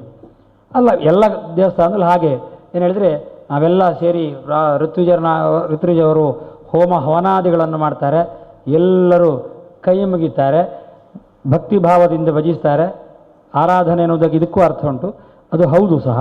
ಅಂತಹ ಆರಾಧನೆಯನ್ನು ಪ್ರಸಾದ ರೂಪದಾಗಿ ಎಲ್ಲರೂ ಸ್ವೀಕರಿಸ್ತಾರೆ. ಅವರದ್ದಾದಂತಹ ಏನು ಸೇವೆ ಉಂಟು ಅದನ್ನು ಕೊಟ್ಟು ಹೋಗ್ತಾರೆ. ಅದಕ್ಕಿಂತ ಬದಲಾಗಿ ಈ ಬ್ರಹ್ಮಕಲಶ ಕಟೀಲಿನ ಒಂದು ಇತಿಹಾಸದಲ್ಲಿ ಮತ್ತು ಎಲ್ಲ ನಮ್ಮ ಇತಿಹಾಸದಲ್ಲಿ ಸಹ ಉಪಾಸನಾ ಬ್ರಹ್ಮಕಲಶ ಅಂತ ಪ್ರತಿಯೊಬ್ಬನ ಬಾಯಿಂದಲೂ ಈ ಮಂತ್ರದ ಉಪಾಸನೆ ಮಾಡುವ ಮೂಲಕ ಮಾಡಲಿಕ್ಕಾಗಿದೆ. ಅಂತಹ ಪ್ರೇರಣೆ ಕೊಟ್ಟಂತಹ ತಾಯಿಗೆ ಮೊದಲಾಗಿ ನಮಿಸೋಣ. ಈ ಮಂತ್ರವನ್ನು ನಾವು ಹೇಳುವ ಮೂಲಕವಾಗಿ ನಾವು ಸರ್ವಾರ್ಥವನ್ನು ಸಿದ್ಧಿಸಬೇಕು. ಅದು ನಮಗೊಬ್ಬನಿಗಲ್ಲ, ಲೋಕಾ ಸಮಸ್ತಾಹ ಸುಖಿನೋ ಭವಂತು ಅಂತ. ಅದು ನಮ್ಮ ಈ ಸನಾತನ ಧರ್ಮದಲ್ಲಿ ಮಾತ್ರ ಆ ರೀತಿಯಾದಂತಹ ಒಂದು ಉದ್ಗಾರ ಇರೋದು. ಎಲ್ಲರೂ ಒಳ್ಳೆಯದಾಗಲಿ ಹೇಳೋದು ನಮ್ಮ ಧರ್ಮ ಮಾತ್ರ, ಅದು ನಾವು ಹೆಮ್ಮೆಯಿಂದ ಹೇಳ್ಬೋದು. ಎಲ್ಲರೂ ಒಳ್ಳೆಯದಾಗಬೇಕು ಅಂತ ಹೇಳಿದರೆ ಕೆಟ್ಟವನು ದೊಡ್ಡ ಜನ ಆಗಬೇಕು ಅಂತ ಅರ್ಥ ಅಲ್ಲ. ಎಲ್ರಿಗೂ ಒಳ್ಳೆಯ ಬುದ್ಧಿ ಬರಬೇಕು, ಒಳ್ಳೆ ರೀತಿಯಾಗಿ ಮಳೆ ಆಗಬೇಕು, ಒಳ್ಳೆಯ ರೀತಿಯಾಗಿ ಬೆಳೆ ಬೆಳಿಬೇಕು. ತುಂಬ ಬೆಳೆ ಬೆಳೆದರೆ ನೀರುಳ್ಳಿಗೆ ಈಗ ರೇಟ್ ಹೆಚ್ಚಾಗ್ತಿರಲಿಲ್ಲ. ಆದ್ದರಿಂದ ಒಳ್ಳೆಯ ಬೆಳೆ ಬರಬೇಕು, ಒಳ್ಳೆಯ ರೀತಿ. ಆ ಮೂಲಕವಾಗಿ ಲೋಕದಲ್ಲಿ ಇದ್ದವರೆಲ್ಲ ಅವರಿಗೆ ಏನೇನು ಬೇಕೋ ಅಂಥದ್ದನ್ನು ಬೇಕಾದ್ದನ್ನು ದೇವರು ಕೊಡುವ ಮೂಲಕವಾಗಿ ಅವರನ್ನು ಮೇಲಕ್ಕೆ ತರಬೇಕು. ಇಡೀ ಭಾರತ ಅಭಿವೃದ್ಧಿಯತ್ತ ಸಾಗಬೇಕು ಎನ್ನುವಂತಹ ಪ್ರಧಾನವಾದಂತಹ ಉದ್ದೇಶವನ್ನು ಇರಿಸಿಕೊಂಡು ಈ ಕೋಟಿ ಜಪ ಯಜ್ಞದ ಸಂಕಲ್ಪವನ್ನು ಕಟೀಲಿನಲ್ಲಿ ಮಾಡಿದ್ದೇವೆ. ಜಪಾನುಷ್ಠಾನ ಆಗ ಕರ್ಮದ ಬಗ್ಗೆಯೇ ಭಗವದ್ಗೀತೆಯದ್ದು ಇವತ್ತು ಹೇಳಿದ್ದೇವೆ. ಸ್ವಕರ್ಮಣ ತಮಭ್ಯರ್ಚ ಸಿದ್ಧಿಂ ವಿಂದತಿ ಮಾನವ ಅಂತ ಉಂಟು. ಆದ್ದರಿಂದ ನಿಮ್ಮ ನಿಮ್ಮ ಕರ್ಮಕ್ಕನುಸಾರವಾಗಿ ಯೋಚಿಸಿ, ನಾವು ನಮ್ಮದೇನು ಉದ್ಯೋಗ ಉಂಟು ಅದನ್ನು ದೇವರಿಗೆ ಪ್ರೀತಿಯಾಗಬೇಕು ಅಂತ ಮಾಡಬೇಕಂತೆ. ಧರ್ಮವ್ಯಾಧ ಎನ್ನುವವ ಒಬ್ಬ ಬೇಡ, ಅವ ದಿವಸಗಳು ಕೊಲ್ತಾ ಇದ್ದದ್ದು ಕಾಡಿನ ಪ್ರಾಣಿಗಳನ್ನು ಮತ್ತು ಪಕ್ಷಿಗಳನ್ನು. ಅದವನ ಬೇಡ ವೃತ್ತಿ. ಸ್ವವಿಹಿತ ವೃತ್ಯ ಭಕ್ತ್ಯ ಭಗವದ್ ಆರಾಧನಮೇವ ಪರಮೋ ಧರ್ಮ ಅಂತ ಮಧ್ವಾಚಾರ್ಯರು ಹೇಳಿದರು. ತನಿಗೆ ಹೇಳಲ್ಪಟ್ಟಂತಹ ವೃತ್ತಿಯಿಂದಲೇ ಭಗವಂತನ ಆರಾಧಿಸಬೇಕು ಅಂತ. ಆವಾಗ ಧರ್ಮವ್ಯಾಧ ಏನು ಮಾಡ್ತಾಯಿದೆ, ತೆಗ್ದ ಬಾಣವನ್ನು ಆ ಹಕ್ಕಿಗೆ ಬಿಡುವಾಗ ದೇವರನ್ನು ನೆನೆಸಿ ಬಿಡ್ತಿದ್ದ, ಕೃಷ್ಣಾರ್ಪಣ ವಸ್ತು ಅಂತ ಹೇಳಿದ ಹಾಗೆ. ಆ ಹಕ್ಕಿಗೂ ಮೋಕ್ಷ ಸಿಗ್ತಿದ್ದಂತೆ. ಆಮೇಲೆ ಅದು ಅವರಿಗೆ ಯಾರಾದರೂ ಒಬ್ಬರು ಸಾಯಲೇಬೇಕು, ಒಂದು ದಿವಸ ಸತ್ತಿತ್ತು ಆ ಹಕ್ಕಿ. ಆದರೆ ದೇವರ ನಾಮವುಳ್ಳಂತಹ ಒಂದು ಬಾಣದಿಂದ ಅದು ಸತ್ತಿತು, ಅದಕ್ಕೆ ಮೋಕ್ಷ ಸಿಕ್ಕಿತು. ಅದರೊಂದಿಗೆ ಎಲ್ಲವೂ ದೇವರ ಪ್ರೀತಿಯಾಗಿ ಮಾಡಿದೆ ಅಂತ ಹೇಳಿದ ಕಾರಣ ಧರ್ಮವ್ಯಾಧನಿಗೂ ಮೋಕ್ಷ ಸಿಕ್ಕಿತು. ಅದನ್ನೇ ಸ್ವಧರ್ಮೇ ನಿಧನಂ ಶ್ರೇಯ, ಧರ್ಮ ಅಂತಲೂ ಬಂದಾಗ ಸ್ವಧರ್ಮೇ ನಿಧನಂ ಶ್ರೇಯ, ತನ್ನ ಧರ್ಮದಿಂದ ಭಗವಂತನನ್ನು ಆರಾಧನೆ ಮಾಡೋದ್ರಿಂದಾಗಿ ಅದರ ಮೂಲಕವಾಗಿ ಸಾಯುವುದರಿಂದ ದೊಡ್ಡ ಜನ ಆಗ್ತಾರೆ, ಅದರಿಂದ ಶ್ರೇಯಸ್ಸು ಅವನಿಗೆ ಸಿಗ್ತದೆ ಅಂತ. ಅಜಾಮಿಳ ನಾವು ಹೇಳುವ ಒಬ್ಬ ಇದ್ದ, ಅವ ಬಹಳ ದೊಡ್ಡ ವಿದ್ವಾಂಸ, ಕರ್ಮಠನೂ ಹೌದು. ಆದರೆ ಯಾವುದೋ ಒಂದು ತಪ್ಪಿನಿಂದ, ಒಂದು ಹೆಣ್ಣಿನ ಮೇಲೆ ಆಸೆಯಿಂದ ಎಲ್ಲವನ್ನು ಬಿಟ್ಟುಬಿಟ್ಟ. ಇನ್ನೊಬ್ಬಳನ್ನು ಮದುವೆ ಆದ, ಕಾಡಿನಲ್ಲಿ ಉಳ್ಕೊಂಡ. ಕೊನೆಗೆ ಸಾಯುವ ಹೊತ್ತಿಗೆ ಮೈ ನೋವೆಲ್ಲ ಆಗ್ತದೆ, ಎಲ್ರಿಗೂ ಆಗ್ತದೆ ಅದು. ಆ ಸಂದರ್ಭದಲ್ಲಿ ನಾರಾಯಣ ಅಂತ ಹೇಳಿದಂತೆ. ಅವ ಹೇಳಿದ್ದು ತನ್ನ ಮಗನನ್ನು ಕರೆದದ್ದು.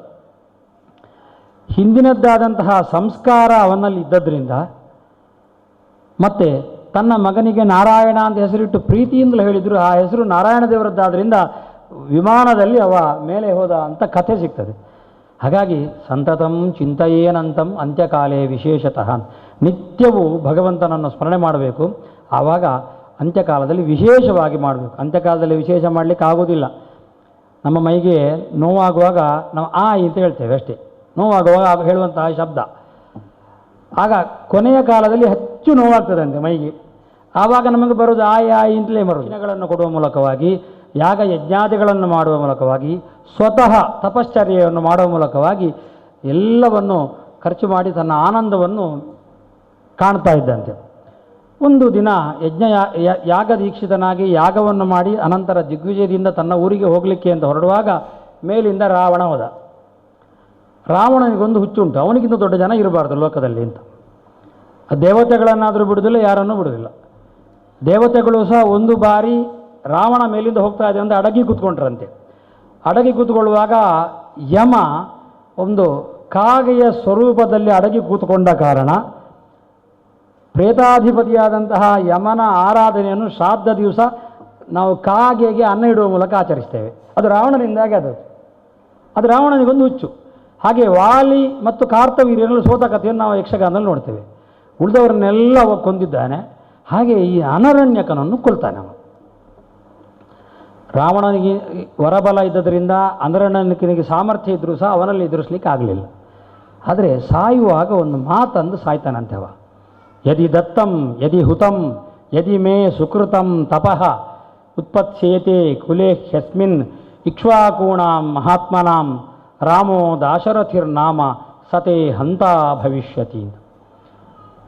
ನಾನು ಮಾಡಿದ ಜಪಾನುಷ್ಠಾನಗಳು ಅದರ ಪುಣ್ಯ ಉಂಟು ಅಂತಾದರೆ, ನಾನು ಮಾಡಿದ ಯಜ್ಞಯಾಗಾದಿಗಳ ಪುಣ್ಯ ಉಂಟು ಅಂತಾದರೆ, ನಾನು ಮಾಡಿದಂತಹ ದಾನ ದಕ್ಷಿಣಾದಿಗಳಿಗೆ ಪುಣ್ಯ ಉಂಟು ಅಂತಾದರೆ, ಇದೇ ನನ್ನ ಮನೆಯಲ್ಲಿ ಮುಂದೆ ಒಂದು ದಿನ ದಶರಥನ ಮಗನಾಗಿ ರಾಮ ಅಂತ ಒಬ್ಬ ಹುಡ್ತಾನೆ, ಅವನೇ ನಿನ್ನನ್ನು ಕೊಲ್ತಾನೆ ಅಂತ ಹೇಳಿ ಸಾಯ್ತಾನೆ. ಈಶ್ವರನ ವರ 50 ಲಕ್ಷ ವರ್ಷ ಬದುಕಬೇಕು ಅಂತ ಅವನಿಗೆ ಅಷ್ಟು ಸಮಯ ಬದುಕಿದ. ನಾರಾಯಣ ದೇವರ ಅವತಾರ ಆಗಬೇಕಾದಂತಹ ಅನಿವಾರ್ಯತೆ ಬಂತು. ನಾರಾಯಣ ದೇವರ ಅವತಾರ ಆಗಬೇಕಾದರೂ ಸಹ ಅದೇ ವಂಶದಲ್ಲಿ ಆಗಬೇಕಾಯಿತು. ಅನರಣ್ಯಕನ ರಟ್ಟೆಗೆ ಬಲ ಇರಲಿಲ್ಲ, ನಾಲಿಗೆಗೆ ಬಲ ಇತ್ತು. ಅದೇ ಸತ್ಯ, ದೇವರಿಗೂ ಅಲ್ಲಿಯೇ ಬರಬೇಕಾಯಿತು, ಬೇರೆ ಉಪಾಯ ಇಲ್ಲ. ಆ ಸಾಮರ್ಥ್ಯ ನಮಗೆ ಬರ್ತದೆ ಅಂತಾದರೆ ಇಂತಹ ಮಂತ್ರಗಳ ಉಚ್ಚಾರಣೆಯಿಂದ. ಹಾಗೆ ಅಂತೇಳಿ ಶಾಪ ಕೊಡಬಾರ್ದು. ಅದು ಅವ ಧರ್ಮಕ್ಕೆ ಚ್ಯುತಿಯಾಗದ್ರಿಂದ ಕೊಟ್ಟ ಶಾಪ. ಇಲ್ಲದ್ರೆ ಶಾಪ ಕೊಡಬಾರ್ದು, ಅದನ್ನು ನಾವೇ ಉಳಿಸಿಕೊಳ್ಬೇಕಂತೆ. ಭಗವದ್ಗೀತೆಯಲ್ಲಿ ಉಂಟು, ಯುಕ್ತಃ ಕರ್ಮಫಲಂ ತ್ಯಕ್ತ್ವ ಶಾಂತಿಮಾಪ್ನೋತಿ ನೈಷ್ಠಿಕೀಂ. ಎಲ್ಲ ನಾವು ಮಾಡತಕ್ಕಂತಹ ಕೆಲಸ ಭಗವದ್ ಅರ್ಪಣ ಮಾತ್ರ, ಬೇರೆ ಎಂಥ ಫಲವನ್ನು ನಿರೀಕ್ಷಿಸದೇ ಇದ್ದರೆ ಆವಾಗ ಮೋಕ್ಷ ಮಾತ್ರ. ಶಾಕಲ ಋಕ್ಸಂಹಿತಾಯಾಗದ ಫಲ ಏನು ಅಂತ ಕೇಳಿದರೆ ಅದಕ್ಕೆ ಯಾವ ಲೌಕಿಕ ಫಲವನ್ನು ಹೇಳುವುದಿಲ್ಲ, ಆಮುಷ್ಮಿಕವಾದ ಮೋಕ್ಷ ಮಾತ್ರ ಫಲ ಹೇಳುವುದು. ಆದ್ದರಿಂದ ಅದು ಶ್ರೇಷ್ಠ ಯಾಗ. ಹಾಗೆಯೇ ನಾವೆಲ್ಲ ಮಾಡಿದ್ದನ್ನು ಹಾಗೆ ಉಳಿಸಬೇಕು, ಯಾರಿಗೂ ಶಾಪ ಕೊಡಲಿಕ್ಕೆ ಉಪಯೋಗಿಸಬೇಡಿ. ನಾವು ಮಾಡಿದ್ದರಿಂದ ಶಾಪ ಕೊಡುವಂತಹ ಸಾಮರ್ಥ್ಯ ಪ್ರತಿಯೊಬ್ಬನಿಗೂ ಬರ್ತದೆ. ವಸಿಷ್ಠನಿಗೆ ನಿಮಿ ಎನ್ನುವಂತಹ ರಾಜ ಶಾಪ ಕೊಟ್ಟಿದ್ದಾನೆ, ನೀನು ನಿರ್ದೇಹಿಯಾಗಿ ಹೋಗುವಂಥ, ಅವನಿಗೆ ದೇಹವೇ ಇಲ್ಲ ಅಂತ ಆಯಿತು. ಹಾಗೆ ಬ್ರಹ್ಮನ ಮಗನಾದಂತಹ ಪುನಃ ಮೈತ್ರಾವರಣಿಯಲ್ಲಿ ಪುನಃ ಹುಟ್ಟಿದ್ದು. ಆದರೆ ನಿಮಿಯೂ ಅದರಿಂದ ಉದ್ಧಾರ ಆಗಿದ್ದಾನೆ ಅಂತ ಕಥೆ ಇಲ್ಲ.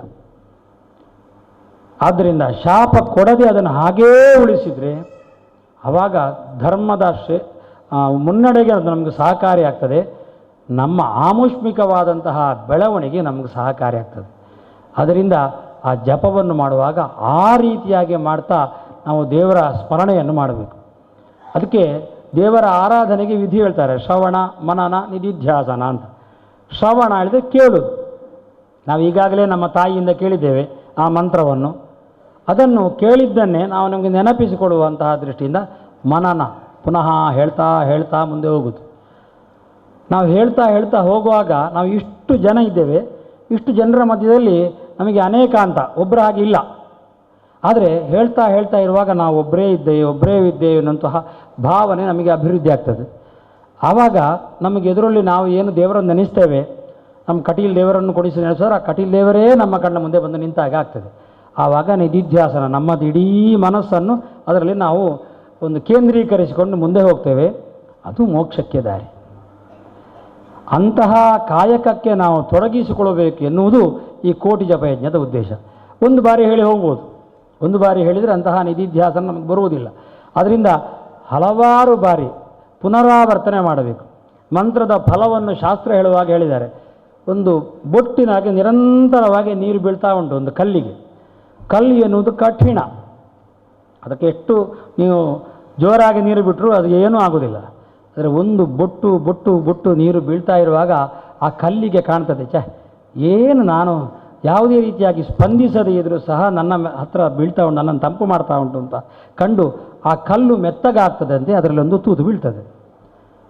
ಮಂತ್ರ ಹೇಳಿದರೆ ಹಾಗಂತೆ ಪುನರಾವರ್ತನೆ ಮಾಡಬೇಕು. ಇಲ್ಲ ದೇವರಿಗೆ ಕಿವಿ ಕೇಳೋದಿಲ್ಲ ಅಂತಲ್ಲ, ಪುನರಾವರ್ತನೆ ಮಾಡುವಾಗ ನಮ್ಮ ಎದುರಲ್ಲಿ ಒಂದು ಕರ್ಮ, ಮೊದಲು ಮಾಡಿದ ತಪ್ಪು, ಆ ಕರ್ಮ ಅಂತ ಎನ್ನುವಂತಹ ಒಂದು ಪಾಷಾಣ, ಒಂದು ಕಲ್ಲು ನಮ್ಮ ಎದುರು ಇರ್ತದೆ, ಅದು ತೂತಾಗಲಿಕ್ಕೆ ಆರಂಭ ಆಗ್ತದೆ, ಮೃದುವಾಗಲಿಕ್ಕೆ ಆರಂಭ ಆಗ್ತದೆ.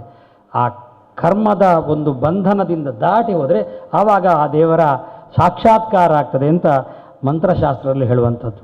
ಆದ್ದರಿಂದ ನಾವೆಲ್ಲ ಸೇರಿಕೊಂಡು ವಿಶೇಷವಾಗಿ ಆ ಕೋಟಿ ಜಪ ಯಜ್ಞವನ್ನು ಮಾಡಬೇಕು ಎನ್ನುವ ಸಂಕಲ್ಪದಲ್ಲಿ 48 ದಿನ ಅಂತ ನಾವು ಅದು ಗರಿಷ್ಠ ಪ್ರಮಾಣದ ದಿನ ಇಟ್ಕೊಂಡಿದ್ದೇವೆ.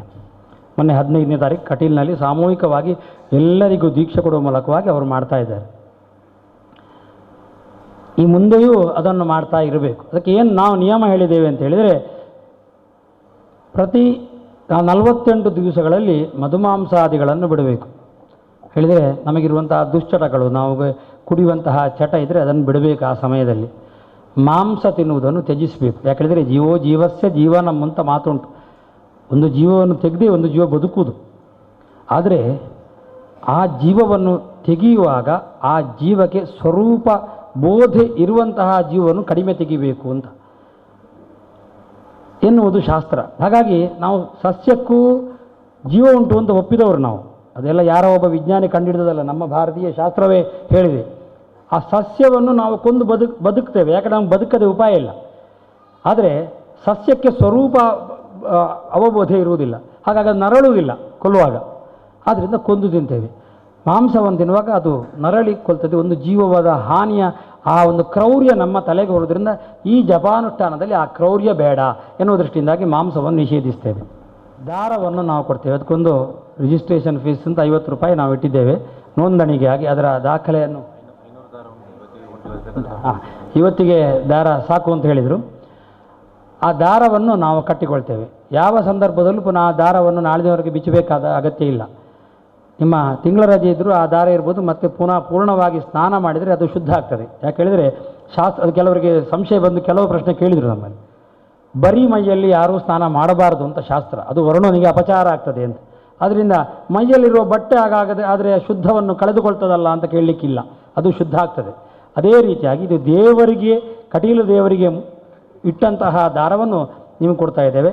ಆ ದಾರವನ್ನು ಕಟ್ಟಿಕೊಂಡು ದೀಕ್ಷಾಬದ್ಧರಾಗಿದ್ದುಕೊಂಡು ಈ ಜಪವನ್ನು ಮುಂದುವರಿಸ್ಬೋದು. ನಿಮ್ಮ ಮನೆಯಲ್ಲಿದ್ದವರಿಗೆ ಎಲ್ಲರಿಗೂ ಇಷ್ಟು ದಿವಸ ಮಾಡಲಿಕ್ಕೆ ಸಾಧ್ಯ ಇಲ್ಲ ಅಂತ ಇದ್ದರೆ 48 ಹಾಗೆ 36 ಇಟ್ಟಿದ್ದೇವೆ. ಅದು ಮುಕ್ಕಾಲು ಮಂಡಲ, ಒಂದು 48 ಹೇಳಿದರೆ ಒಂದು ಮಂಡಲ, ಇದು ಮುಕ್ಕಾಲು ಮಂಡಲ ಆಗ್ತದೆ. ಅದೇ ರೀತಿಗೆ 24 ಅದು ಅರ್ಧ ಮಂಡಲ, 18 ಜಯ ಅಂತ ಅದಕ್ಕೆ ಹೆಸರು. ನಮ್ಮ ಭಗವದ್ಗೀತೆಯ ಅಧ್ಯಾಯಕ್ಕೂ ಅದಕ್ಕೆ ಜಯ ಅಂತ ಹೆಸರು ಉಂಟು. ಜಯ ಹೇಳಿದರೆ 18 ಅಂತ ಅರ್ಥ. ಅದೇ ರೀತಿಯಾಗಿ 12 ಕನಿಷ್ಠ ಅಂತ ಇಟ್ಕೊಂಡಿದೆ. ಹಾಗಾಗಿ ಜನವರಿ 22ನೇ ತಾರೀಕಿಗೆ ಕೊನೆಯ ಸಂಕಲ್ಪ, ಆಮೇಲೆ ಸಂಕಲ್ಪ ಮಾಡಲಿಕ್ಕಿಲ್ಲ. ಈ ಉದ್ದೇಶವಾಗಿ ನೀವು ಜಪ ಯಾವತ್ತೂ ಮಾಡ್ಬೋದು, ಅದು ಬೇರೆ ವಿಷಯ. ಈ ಉದ್ದೇಶವಾಗಿ ಸಂಕಲ್ಪ ಮಾಡಲಿಕ್ಕಿಲ್ಲ. ಆ ದಿವಸ ಕಟೀಲಿನಲ್ಲೇ ನಾವು ಪುನಃ ಒಂದು ಸಾಮೂಹಿಕವಾದಂತಹ ಒಂದು ದೀಕ್ಷೆಯನ್ನು ಕೊಡತಕ್ಕಂತಹ ಒಂದು ಕಾರ್ಯಕ್ರಮ ಇಟ್ಟುಕೊಂಡಿದ್ದೇವೆ. ಯಾರು ಕೊನೆಯ ದಿವಸಕ್ಕೆ ಅಲ್ಲಿ ಬರಬೇಕಂದ್ರೆ ಅಲ್ಲಿ ಬನ್ನಿ, ನಿಮಗೆ ನಾವು ದೀಕ್ಷೆಯನ್ನು ಕೊಡ್ತೇವೆ. ಮಾಡುವ ಕ್ರಮದಲ್ಲಿ ನೀವು ಬೆಳಿಗ್ಗೆ ಎದ್ದು ಸ್ನಾನ ಮಾಡಿ ಹೆಂಗಳ ಎರಗ ದಿವಸ ಆಗಲೂ ತಲೆಗೆ ಸ್ನಾನ ಮಾಡಬೇಕು ಅಂತ ಶಾಸ್ತ್ರದಲ್ಲಿ ಇಲ್ಲ. ಅವರಿಗೆ ಮಂಗಳವಾರ ಮತ್ತು ಶುಕ್ರವಾರ ಅಷ್ಟೇ ಹೇಳುವಂಥದ್ದು. ಆದ್ದರಿಂದ ಪ್ರತಿದಿನ ಸ್ನಾನ ತಲೆಗೆ ಮಾಡಬೇಕು ಅಂತ ಎನ್ನುವಂಥದ್ದು ಇಲ್ಲ. ನಿಮ್ಮದು ಅಭ್ಯಾಸ ಇದ್ದರೆ ಮಾಡ್ಬೋದು. ದಿವಸ ಆಗಲೂ ಸ್ನಾನ ಮಾಡಿ ದೇವರ ಎದುರಲ್ಲಿ ದೀಪ ಹಚ್ಚಿ ಒಂದು ಕನಿಷ್ಠ 108 ಬಾರಿ ದೇವರ ಎದುರಲ್ಲಿ ಹೇಳಿ. ಆಮೇಲೆ ನೀವು ನಿಮ್ಮ ಕೆಲಸವನ್ನು ಮಾಡ್ತಾ ಇರುವಾಗಲೇ ಈ ಜಪ ಮಾಡ್ಬೋದು. ಯತ್ಕರೋಷಿ ಯದಶ್ನಾಸಿ ಯಜ್ಜುಹೋಸಿ ಯದಾಸಿಯತ್ ಯತ್ ತಪಸ್ಯಸಿ ಕೌಂತೆಯ ತತ್ಕುರುಶ್ವ ಮದರ್ಪಣಂ ಅಂತ ಕೃಷ್ಣ ಹೇಳಿದ್ದಾನೆ. ಇದೇ ಭಗವದ್ಗೀತೆಯಲ್ಲಿ ಬರ್ತದೆ. ಅದು ಏನು ನೀನು ಮಾಡ್ತೀಯೋ, ಏನು ತಿಂತೀಯೋ, ಏನು ಕುಡಿತೀಯೋ ಇದೆಲ್ಲವನ್ನು ಸಹ ಕೃಷ್ಣಾರ್ಪಣ ಅಂತ ಮಾಡುವುದು. ಹೇಳಿದ್ರೆ ನೀವು ಮಾಡತಕ್ಕಂತಹ ಅಡುಗೆಯೂ ಸಹ ದೇವರಿಗೆ ಪ್ರೀತಿಯಾಗಬೇಕು ಅಂತಲೇ ಮಾಡಬೇಕು. ನೀವು ಮಾಡತಕ್ಕಂತಹ ನಿದ್ದೆ ಸಂದರ್ಭದಲ್ಲೂ ಸಹ ದೇವರಿಗೆ ಪ್ರೀತಿಯಾಗಬೇಕು ಅಂತಲೇ ಮಾಡಬೇಕು ಅಂತ ಎನ್ನುವಂಥದ್ದು. ಇದರಿಂದ ನೀವು ಅಡುಗೆ ಮಾಡ್ತೀರಿ, ಒಂದು ಟೈಮ್ ನೋಡಿ. ದಿವಸ ಆಗಲು ಒಂದು ದಿವಸ 10 ನಿಮಿಷ ಇಟ್ಕೊಳ್ಳಿ. ಆ ಟೈಮ್ ಮಂತ್ರ ನಿಧಾನವಾಗಿ ಹೇಳಲಿಕ್ಕೆ ಆರಂಭಿಸಿ. ಒಂದು 10 ನಿಮಿಷ ಆಗುವಾಗ ಒಂದು ಲೆಕ್ಕ ಮಾಡಿಕೊಳ್ಳಿ. 10 ನಿಮಿಷ ಆಗುವಾಗ ಎಷ್ಟು ನಿಮಗೆ ಹೇಳಲಿಕ್ಕಾಯಿತು ಎನ್ನುವುದು ನಿಮ್ಗೆ ಗೊತ್ತಾಗ್ತದೆ. ಅದನ್ನೊಂದು ನೀವು ಬರೆದಿಟ್ಕೋಬೇಕಿದ್ರೆ ಒಂದು ಕಡಿಮೆ ಬರೀರಿ, ಡೌಟ್ ಇದ್ದರೆ 1-2 ಕಡಿಮೆ ಬರೆದಿಟ್ಕೊಳ್ಳಿ. ಆಮೇಲೆ ಅಡುಗೆಗೆ ಹೊರಟ್ರಿ, ಯಾರಲ್ಲಿ ಮಾತಾಡಬೇಡಿ, ಬೇರೆ ಯೋಚನೆ ಬೇಡ. ಜಪ ಮಾಡ್ತಾ ಇರಿ, ಸರ್ವಂಗಲ ಮಾಂಗಲ್ಯ ಹೇಳ್ತಾ ಹೋಗಿ. ಒಂದು 1.5 ಗಂಟೆ ಜಪ ಮಾಡಿದಿರಿ, 10 ನಿಮಿಷಕ್ಕೆ ಎಷ್ಟಾಗ್ತದೆ ಗುಣಿಸಿ 9 ಒಂದು ಮಾಡಿದರೆ ನಿಮ್ಗೆ ಆ ಸಂಖ್ಯೆ ಸಿಗ್ತದೆ. ಹೀಗೆ ಮಾಡ್ತಾ ಮಾಡ್ತಾ ಸಂಖ್ಯೆಯನ್ನು ಒಟ್ಟು ಮಾಡಿ. ಜಪ ಮಾಡುವಾಗಲೂ 108 ಎನ್ನುವುದು ಲೆಕ್ಕ ಮಾಡ್ಕೊಂಡು ಹೋಗಬೇಡಿ. ಲೆಕ್ಕ ಮಾಡಲಿಕ್ಕೆ ಹೋದರೆ ನಮ್ಮ ಮನಸ್ಸು ಲೆಕ್ಕದ ಹತ್ರ ಹೋಗ್ತದೆ ವಿನಃ ನಮ್ಮ ಇದರ ಹತ್ರ ಹೋಗ್ತಾ ಇಲ್ಲ. ಅದು ನನಗೆ ಮೊನ್ನೆ ಆದ ಅನುಭವ. ಅದರ ಬಿಟ್ಟು ಹೀಗೆ ಒಂದು 10 ನಿಮಿಷ 15 ನಿಮಿಷ ಅಂತ ಇಟ್ಕೊಳ್ಳಿ, ಯೋಚನೆ ಮಾಡಿಟ್ಕೊಳ್ಳಿ. ಕಣ್ಣು ಮುಚ್ಚಿ ಅಥವಾ ಮನಸ್ಸನ್ನು ಧ್ಯಾನ ಸ್ವರೂಪವಾಗಿ ಇಟ್ಟುಕೊಂಡು ನಿರಂತರವಾಗಿ ಜಪ ಮಾಡ್ತಾಯಿರಿ. ಕಣ್ಣು ಬಿಡಿ, ಎಷ್ಟೊತ್ತಾದ್ಮೇಲೆ ಅಷ್ಟಾದ್ಮೇಲೆ ಟೈಮ್ ನೋಡಿ, ಆಗ ನಿಮಗೆ ಎಷ್ಟು ಮಾಡಿದೆ ಅಂತ ಲೆಕ್ಕ ಸಿಗ್ತದೆ. ಅದರೊಟ್ಟಿಗೆ ನಿಧಿಧ್ಯಾಸನ ಎನ್ನುವಂತಹ ಆ ವಿಧಿ ನಿಮಗೆ ಪೂರೈಸ್ತದೆ. ಲೆಕ್ಕ ಮಾಡಲಿಕ್ಕೆ ಹೋದರೆ ನಿಮಗೆ ಬಾಯಲ್ಲಿ ಮಂತ್ರ ಬಾಯ್ಪಾಠದ್ರಿಂದ ಬರ್ತದೆ, ಇದಕ್ಕೆ ನಿಮ್ಮ ಗಮನ ಇರ್ತದೆ, ಅದು ಬೇಡ. ಆದ್ದರಿಂದ ಆ ರೀತಿಯಾಗಿ ಮಾಡುವ ಮೂಲಕವಾಗಿ ನಿರಂತರವಾಗಿ ಜಪವನ್ನು ಮಾಡಿ. ಫೆಬ್ರವರಿ 2ರ ದಿವಸ ಕೊನೆಯ ದಿವಸ ನಿಮಗೊಂದು ರಶೀದಿ ಕೊಡುವಾಗ ಅದರೊಟ್ಟಿಗೊಂದು ಫಾರ್ಮ್ ಕೊಡ್ತಾರೆ. ಈ ಫಾರ್ಮಲ್ಲಿ ಫಸ್ಟ್ ಪೇಜಲ್ಲಿ ಇನ್ವಿಟೇಷನ್, ಸೆಕೆಂಡ್ ಪೇಜಲ್ಲಿ ಕೋಟಿ ಜಪಯಜ್ಞದ ಕುರಿತಾದಂತಹ ಮಹತ್ವದ ಬಗ್ಗೆ ನಾವು ಸ್ವಲ್ಪ ಬರೆದಿದ್ದೇವೆ. ಆಮೇಲೆ ಸಂಕಲ್ಪಗಳಿವೆ ಇದರಲ್ಲಿ, ಸಂಕಲ್ಪ. ಆಮೇಲೆ ವ್ರತ ನಿಯಮ ಏನು ಮಾಡಬೇಕು ಎನ್ನುವುದನ್ನು ಬರೆದಿದ್ದೇವೆ. ಅದಾದಮೇಲೆ ಕೊನೆಯ ಪುಟದಲ್ಲಿ ಒಂದು ಇದು ಕೊಟ್ಟಿದ್ದೇವೆ, ಫಾರ್ಮ್ಯಾಟ್ ಕೊಟ್ಟಿದ್ದೇವೆ. ಇದರಲ್ಲಿ ಡಿಸೆಂಬರ್ 15 ಫೆಬ್ರವರಿ 2ರವರೆಗೆ ಉಂಟು. ದಿವಸ ಆಗಲು ನೀವು ಎಷ್ಟು ಜಪ ಮಾಡಿದರೆ ರಾತ್ರಿ ಹೊತ್ತಿಗಾಗುವ ಅಷ್ಟನ್ನೆಲ್ಲ ಟೋಟಲ್ ಮಾಡಿ ಇದರಲ್ಲಿ ನೀವು ಬರೀಬೇಕು. ಬರೀತಾ ಫೆಬ್ರವರಿ 2ರವರೆಗೆ ದಾಖಲೆ ಆದಮೇಲೆ ನಾಡಿದ್ದು ಫೆಬ್ರವರಿ 2ಕ್ಕೆ ನೀವು ಕಟೀಲಿಗೆ ಬರಬೇಕು. ಬರುವಾಗ ಇದನ್ನು ಹಿಡ್ಕೊಂಡು ಬರಬೇಕು. ಆ ದಿವಸ ನಿಮಗೆ ಕುಂಕುಮವನ್ನು ಕೊಡ್ತೇವೆ ನಾವು. ಮೊದಲಾಗಿ ಕುಂಕುಮವನ್ನು ಹಿಡಿದುಕೊಂಡು ನೀವು ಯಥಾಶಕ್ತಿ ಅಲ್ಲಿ ಜಪ ಮಾಡಬೇಕು. 3 ಹೊತ್ತಿದೆ, ಬೆಳಿಗ್ಗೆಯಿಂದ ರಾತ್ರಿವರೆಗೆ. ನಿಮ್ಮ 3 ಹೊತ್ತು ಕೂತ್ಕೊಂಡ್ರೆ ಬಹಳ ಸಂತೋಷ, ಇಲ್ಲದ್ರೆ ಯಾವುದಾದ್ರೂ ಒಂದು ಹೊತ್ತಾದರೂ ಬನ್ನಿ. ನಿಮಗೆ ಅಲ್ಲಿ ಕುಂಕುಮ ಕೊಡ್ತೇವೆ. ಆ ಕುಂಕುಮವನ್ನು ಹಿಡ್ಕೊಂಡು ಪುನಃ ಯಥಾಶಕ್ತಿ ಜಪ ಮಾಡಬೇಕು. ಜಪ ಮಾಡಿದ ಮೇಲೆ ಆ ಕುಂಕುಮವನ್ನು ನಮ್ಗೆ ಕೊಡಬೇಕು. ಕೊಟ್ಟಂತಹ ಅಷ್ಟು ಕುಂಕುಮವನ್ನು ನಾವು ದೇವರಿಗೆ ಅರ್ಚನೆ ಮಾಡ್ತೇವೆ. ನೀವು ಏನು ಜಪ ಮಾಡಿದ್ದೀರಿ ಅದೆಲ್ಲವೂ ಆ ಕುಂಕುಮದ ಮೂಲಕವಾಗಿ ದೇವರ ಪಾದಾರವಿಂದಗಳಿಗೆ ಸೇರ್ತದೆ. ನೀವೇ ಅರ್ಚನೆ ಮಾಡಿದಾಗ ಆಗ್ತದೆ. ಆಮೇಲೆ ಪ್ರಸಾದ ರೂಪದಾಗಿ ಪ್ರತಿಯೊಬ್ಬರಿಗೂ ಕೊಡ್ತೇವೆ. ಆದಿ ಭೌತಿಕ, ಆದಿ ದೈವಿಕ, ಆಧ್ಯಾತ್ಮಿಕ ಅಂತ 3 ತಾಪಗಳಂತೆ. ಅದರಿಂದ ತಾಪತ್ರಯ ಅಂತ ಕರೆಯುವುದು. ಆದಿ ಭೌತಿಕವಾದಂತಹ ತಾಪತ್ರಯಕ್ಕೆ ನೀವು ದೇವಸ್ಥಾನಕ್ಕೆ ಬರ್ತೀರಿ, ಕೆಲವರು ನಡ್ಕೊಂಡು ಬರ್ತಾರೆ, ಅಥವಾ ಬರುವುದಕ್ಕೆ ಸ್ವಲ್ಪ ನಮಗೆ ಆಯಾಸ ಆಗ್ತದೆ, ಅದಕ್ಕೆ ಯಾತ್ರೆ ಅಂತ ಹೆಸರು. ಯಾತನಾಥ್ ಯಾತ್ರಾ ಅಂತ. ಹಾಗಾಗಿ ಬರುವ ಇದರಿಂದಾಗಿ ಕೆಲವು ಮತ್ತು ಅಲ್ಲಿ ಸೇವೆಗಳನ್ನು ಮಾಡ್ತೀರಿ. ಬ್ರಹ್ಮಕಲಶದ ಸಂದರ್ಭದಲ್ಲಿ ಹೊರೆ ಕಾಣಿಕೆಯನ್ನು ಹೊತ್ತುಕೊಂಡು ಬರ್ತೀರಿ, ಅದಕ್ಕೆ ಹೊರೆ ಅಂತ ಹೆಸರು. ಅದಕ್ಕೆ ನಮ್ಮಲ್ಲಿರುವಂತಹ ತಾಪವನ್ನು ಸೂಚಕವಾದಂತಹ ಒಂದು ವಸ್ತು, ಅದಕ್ಕೆ ಹೊರೆ ಅಂತ ಹೆಸರು. ಅದನ್ನು ದೇವಸ್ಥಾನಕ್ಕೆ ದೇವರಿಗೆ ಬಂದು ಅರ್ಪಿಸ್ತೀರಿ. ಆ ಮೂಲಕವಾಗಿ ಆದಿ ಭೌತಿಕವಾದಂತಹ ತಾಪವನ್ನು ಕಳೀಲಿಕ್ಕಾಗ್ತದೆ. ಆದಿ ದೈವಿಕವಾದಂತಹ ತಾಪವನ್ನು ಕಳೀಲಿಕ್ಕೆ ಇದೇ ಮಂತ್ರೋಚ್ಚಾರಣೆಗಳನ್ನು ನಾವು ಮಾಡ್ತಾ ಇರಬೇಕು. ಆಗ ಆದಿ ದೈವಿಕವಾದಂತಹ ತಾಪ ಪರಿಹಾರ ಆಗ್ತದೆ. ಆ ಪರಿಹಾರ ಆಗುವಾಗ ನಿಧಿಧ್ಯಾಸನದ ಸ್ವರೂಪದಲ್ಲಿ ನಮಗೆ ವಿಶೇಷವಾದ ಜ್ಞಾನ ಬರ್ತದೆ. ಜ್ಞಾನಯಜ್ಞ ಪರಂತಪ, ಆಗ ಜ್ಞಾನದ ಬಗ್ಗೆಯೂ ಹೇಳಿದರು. ಆಗ ಜ್ಞಾನ ಬರ್ತದೆ, ಅದು ಆಧ್ಯಾತ್ಮಿಕ ಮೋಕ್ಷಕ್ಕೆ ಹೇತು ಆಗ್ತದೆ ಅಂತ ಶಾಸ್ತ್ರದಲ್ಲಿರುವ ಮಾತು. ಆದ್ದರಿಂದ ಪ್ರತಿಯೊಬ್ಬರೂ ಸಹ ತಮ್ಮ ಆದಿದೈವಿಕವಾದ ತಾಪ ಪರಿಹಾರಕ್ಕೆ ಕೋಟಿ ಜಪ ಯಜ್ಞಕ್ಕೆ ನೀವು ದೀಕ್ಷಿತರಾಗಬೇಕು ಅಂತ ನಾವು ಹೇಳ್ತಾ ಪುರಾಣಿಕರು ಹೇಳಿದರು. ಇಲ್ಲಿ ಇರತಕ್ಕಂತಹ ಮಕ್ಕಳು ಮಾಡ್ತಾ ಇದ್ದಾರೆ ಅಂತ. ಅದಕ್ಕಿಂತ ಸಂತೋಷವೇ ನಮಗಿಲ್ಲ. ಯಾಕೇಳಿದರೆ ನಿಜವಾಗಿ ಶಾರದಾ ವಿದ್ಯಾಲಯ ಇದು. ಯಾಕೇಳಿದರೆ ಸತ್ಸಂಗ ಇಲ್ಲಿ ನಡೀತದೆ. ಅದು ಯಾವ ಸಂಘ ಹೇಳ್ತಾರೆ? ಜ್ಞಾನದ ಸಂಘ. ಜನಕ ಮಹಾರಾಜನಿಗೆ ನಿಮ್ಮ ಅರಮನೆ ಹೊತ್ತಿ ಹೋಗ್ತಾ ಉಂಟು ಅಂತ ಪ್ರವಚನ ಕೇಳುವಾಗ ಒಬ್ಬರು ಬಂದು ಹೇಳಿದ್ರಂತೆ. ಅದು ಮತ್ತೊಮ್ಮೆ ಮಾಡ್ಬೋದು, ನಾನು ಪ್ರವಚನ ಕೇಳ್ತೇನೆ ಅಂತ ಕೂತ್ಕೊಂಡ್ರಂತೆ. ಕರ್ಮಣ್ಯೇವ ಹಿ ಸಂಸಿದ್ಧಿಂ ಆಸ್ಥಿತಾ ಜನಕಾದಯ ಅಂತ ಬರ್ತದೆ. ಹಾಗೆ ಆ ರೀತಿಯಾಗಿ ಇದು ಸತ್ಸಂಗ. ಇದರಲ್ಲಿ ಭಾಗವಹಿಸ್ತಾ ಇದ್ದರೆ ಬೇರೆ ಎಲ್ಲ ನಮ್ಮ ತೊಂದರೆಗಳು ಪರಿಹಾರ. Ask your friends to help you to tie it on your right hand, right wrist.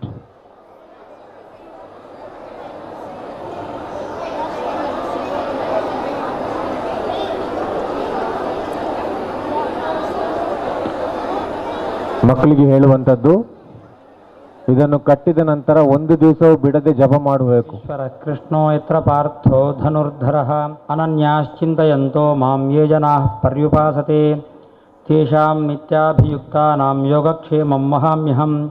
ಸರ್ವೇಷ್ವಾರಂಭಕಾಲೇಷು ತ್ರಯಸ್ತ್ರಿಭುವನೇಶ್ವರಂ ಯತ್ರ ಜಾಯತೆ ಪುರುಷಂ ತಮಜಂ ನಿತ್ಯಂ ವ್ರಜಾಮಿ ಶರಣಂ ಹರಿಂ. ಸರ್ವದಾ ಸರ್ವಕಾಲೇಷು ನಾಸ್ತಿ ತೇಷಾಂ ಅಮಂಗಲಂ. ಯೇಷಾಂ ಹೃದಯ ಸ್ಥೋ ಭಗವಾನ್ ಮಂಗಲಾಯತನೋ ಹರಿಃ. ಮಂಗಲಂ ಭಗವಾನ್ ದೇವಕೀ ಪುತ್ರೋ ಮಂಗಲಂ ಗರುಡಧ್ವಜಃ. ಸರ್ವಮಂಗಲಮಾಂಗಲ್ಯೇ ಶಿವೆ ಸರ್ವಾರ್ಥಸಾಧಿಕೆ ಶರಣ್ಯೇ ತ್ರ್ಯಂಬಕೆ ಗೌರಿ ನಾರಾಯಣಿ ನಮೋಸ್ತುತೆ. ರಾಮಾಯ ರಾಮಭದ್ರಾಯ ರಾಮಚಂದ್ರಾಯ ವೇಧಸೆ ರಘುನಾಥಾಯ ನಾಥಾಯ. ಉಪನಯನಕ್ಕೆ ಮುಹೂರ್ತವನ್ನು ನಿರ್ಗತಿಪಡಿಸಲಿಕ್ಕೆ ಅಂತ ಬೃಹಸ್ಪತ್ಯಾಚಾರ್ಯರ ಬಳಿಗೆ ಅವರು ತೆರಳಿದರು. ಬೃಹಸ್ಪತ್ಯಾಚಾರ್ಯಗೆ ಒಂದು ಅಹಂಕಾರ, ದೇವರಿಗೆ ಮುಹೂರ್ತ ಹೇಳುವವ ನಾನು ಅಂತ. ಅವರೊಂದು ಮುಹೂರ್ತ ಹೇಳ್ತಿದ್ರಂತೆ. ಮುಹೂರ್ತ ಹೇಳಿ ಹೊರಗೆ ಬಂದಂತಹ ಕೃಷ್ಣದೇವರು ಪುನಃ ಒಳಗೋಗಿ ಈ ಮುಹೂರ್ತದಲ್ಲಿ ಈ ದೋಷ ಉಂಟಲ್ಲ ಅಂತ ಹೇಳಿದ್ರಂತೆ. ಪುನಃ ಮುಹೂರ್ತವನ್ನು ವ್ಯತ್ಯಾಸ ಮಾಡಿಕೊಟ್ರು. ಹೀಗೆ ಹಲವಾರು ಬಾರಿ ಆದರೂ ಸಹ ಕೃಷ್ಣದೇವರು ಪ್ರತಿಯೊಂದು ಬಾರಿಯಲ್ಲಿಯೂ ಸಹ ಈ ತಪ್ಪುಗಳುಂಟು ಅಂತ ಹೇಳ್ತಾ ಬರುವಾಗ ಬೃಹಸ್ಪತ್ಯಾಚಾರ್ಯರಿಗೆ ತಲೆಗೋಯ್ತು. ನಾನು ಧಿಷಣ ಗುರು ಹೌದು, ನನ್ನ ಈ ಸಾಮರ್ಥ್ಯವನ್ನು ಸಹ ಮೇಲೆ ಕೆಳಗೆ ಮಾಡುವ ಅವ ಭಗವಂತ. ಅದರಿಂದ ಏನು ಅಂತ ಕೇಳಿದರೆ, ಕೃಷ್ಣ ನೀನು ಹೇಳಿದ್ದೇ ಮುಹೂರ್ತ, ನೀನು ಎಲ್ಲಿ ಉಂಟೋ ಅದೇ ನಿಜವಾದಂತಹ ಸಮಯ. ಹಾಗಾಗಿ ದಾಸರು ಹೇಳಿದರು, ಇಂದಿನ ದಿನವೇ ಶುಭ ದಿನವು, ಇಂದಿನ ವಾರ ಶುಭವಾರ, ಇಂದಿನ ಯೋಗ ಶುಭಯೋಗ, ಇಂದಿನ ಕರಣ ಶುಭಕರಣ ಅಂತ. ಅದೇ ಸಂಸ್ಕೃತದಲ್ಲಿ ಬೃಹಸ್ಪತ್ಯಾಚಾರ್ಯ ಹೇಳಿದಂತಹ ಮಂತ್ರ. ಇದೇ ಶುಭ ದಿನ ಅಂತ ಕೈಮುಗಿರಿ. ತದೇವ ಲಗ್ನಂ ಸುದಿನಂ ತದೇವ ತಾರಾಬಲಂ ಚಂದ್ರಬಲಂ ತದೇವ ವಿದ್ಯಾಬಲಂ ದೈವಬಲಂ ತದೇವ ಲಕ್ಷ್ಮೀಪತಿ ತೇಂಘ್ರಿಯುಗಂ ಸ್ಮರಾಮಿ. ಆ ರಾಮದೇವರನ್ನು ನೆನೆಸಿಕೊಂಡು ಅವರ ಕಾಲ ಬುಡಕ್ಕೆ ಕೈ ಮುಗಿದ್ರೆ ಇದು ಸುಮುಹೂರ್ತ ಆಗ್ತದೆ. ಹಾಗೆ ಕೈ ಮುಗಿದು ಕೂತ್ಕೊಳ್ಳಿ.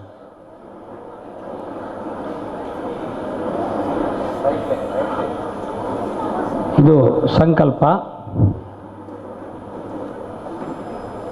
ಗಂಗಾದ್ಯಾಹ ಸರ್ವತೀರ್ಥಾಭಿಮಾನಿ ದೇವತಾಃ ಗೋವಿಂದ ಗೋವಿಂದ ವಿಷ್ಣೋರಾಜ್ಞೆಯ ಪ್ರವರ್ತಮಾನಸ್ಯ ಆದ್ಯಬ್ರಹ್ಮಣಃ ದ್ವಿತೀಯಃ ಪರಾರ್ಧೆ ಶ್ವೇತವರಾಹ ಕಲ್ಪೆ ವೈವಸ್ವತಮನ್ವಂತರೆ ಅಷ್ಟಾವಿಂಶತಿತಮೆ ಕಲಿಯುಗೆ ಪ್ರಥಮಪಾದೆ ಜಂಬೂದ್ವೀಪೆ ಭಾರತವರ್ಷೆ ಭರತಖಂಡೆ ಮೇರೋಃ ದಕ್ಷಿಣಪಾರ್ಶ್ವೆ ದಂಡಕಾರಣ್ಯೆ अस्मिन् वर्षे वर्तमाने व्यवहारिके विकारिनाम संवत्सरे दक्षिणायने शुभनक्षत्र शुभयोग शुभकरणाद्येवं गुणगणविशेषणविशिष्टायां शुभपुण्यतिथौ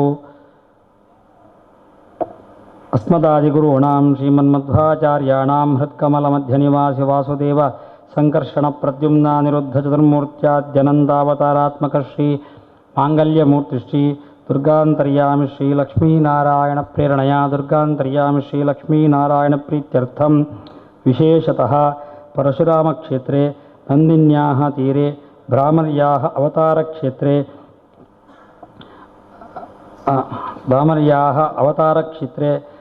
विकारिनाम संवत्सरे दक्षिणाय उत्तरायणे मकरेर्के माघमासे आचरिष्यमाण ब्रह्म कलशाभिषेक अंगत्वेन करिष्यमाण कोटि जप यज्ञांगत्वेन अस्मिन् दिने ಸರ್ವಮಂಗಲಮಾಂಗಲ್ಯೆ ಶಿವೆ ಸರ್ವಾರ್ಥಸಾಧಿಕೆ ಶರಣ್ಯೆ ತ್ರ್ಯಂಬಕೆ ಗೌರಿ ನಾರಾಯಣಿ ನಮೋಸ್ತುತೆ ಇತಿ ಮಂತ್ರೇಣ ಯಥಾಶಕ್ತಿ ಜಪಂ ಕರಿಷ್ಯೆ ಅಂತ ಹೇಳಿ.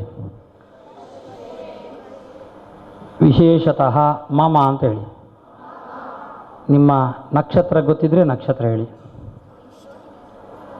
ರಾಶಿ ಗೊತ್ತಿದ್ರೆ ರಾಶಿ ಹೇಳಿ, ಆಮೇಲೆ ನಿಮ್ಮ ಹೆಸರು ಹೇಳಿ. ಅಮುಕ ನಕ್ಷತ್ರೇ ಅಮುಕ ರಾಶೋ ಜಾತಸ್ಯ ಅಮುಕ ಶರ್ಮಣಃ ಯೇ ಗ್ರಹಾಃ ಅರಿಷ್ಟಸ್ಥಾನೇಷು ಸ್ಥಿತಾಃ ತೇಷಾಂ ಗ್ರಹಾಣಾಂ ಸಕಾಶಾತ್ ಶುಭ ಏಕಾದಶಸ್ಥಾನಫಲಾಭಾಪ್ತ್ಯರ್ಥಂ ಯೇ ಗ್ರಹಾಃ ಸುಸ್ಥಾನೇಷು ಸ್ಥಿತಾಃ ತೇಷಾಂ ಅತಿಶಯಫಲಾಭಾಪ್ತ್ಯರ್ಥಂ ಅಸ್ಮಿನ್ ದಿನೇ ಇಷ್ಟ 108 ಅಂತ ಲೆಕ್ಕ ನಾನು ಮಾಡ್ತೇನೆ.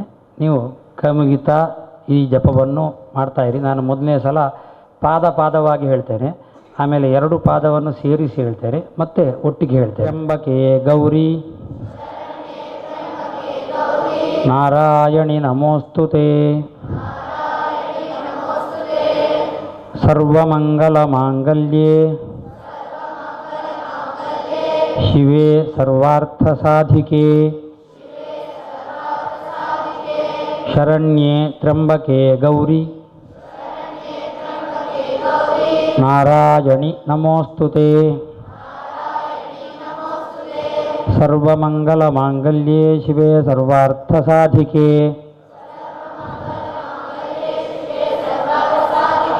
ಶರಣ್ಯೆ ತ್ರ್ಯಂಬಕೆ ಗೌರಿ ನಾರಾಯಣಿ ನಮೋಸ್ತುತೆ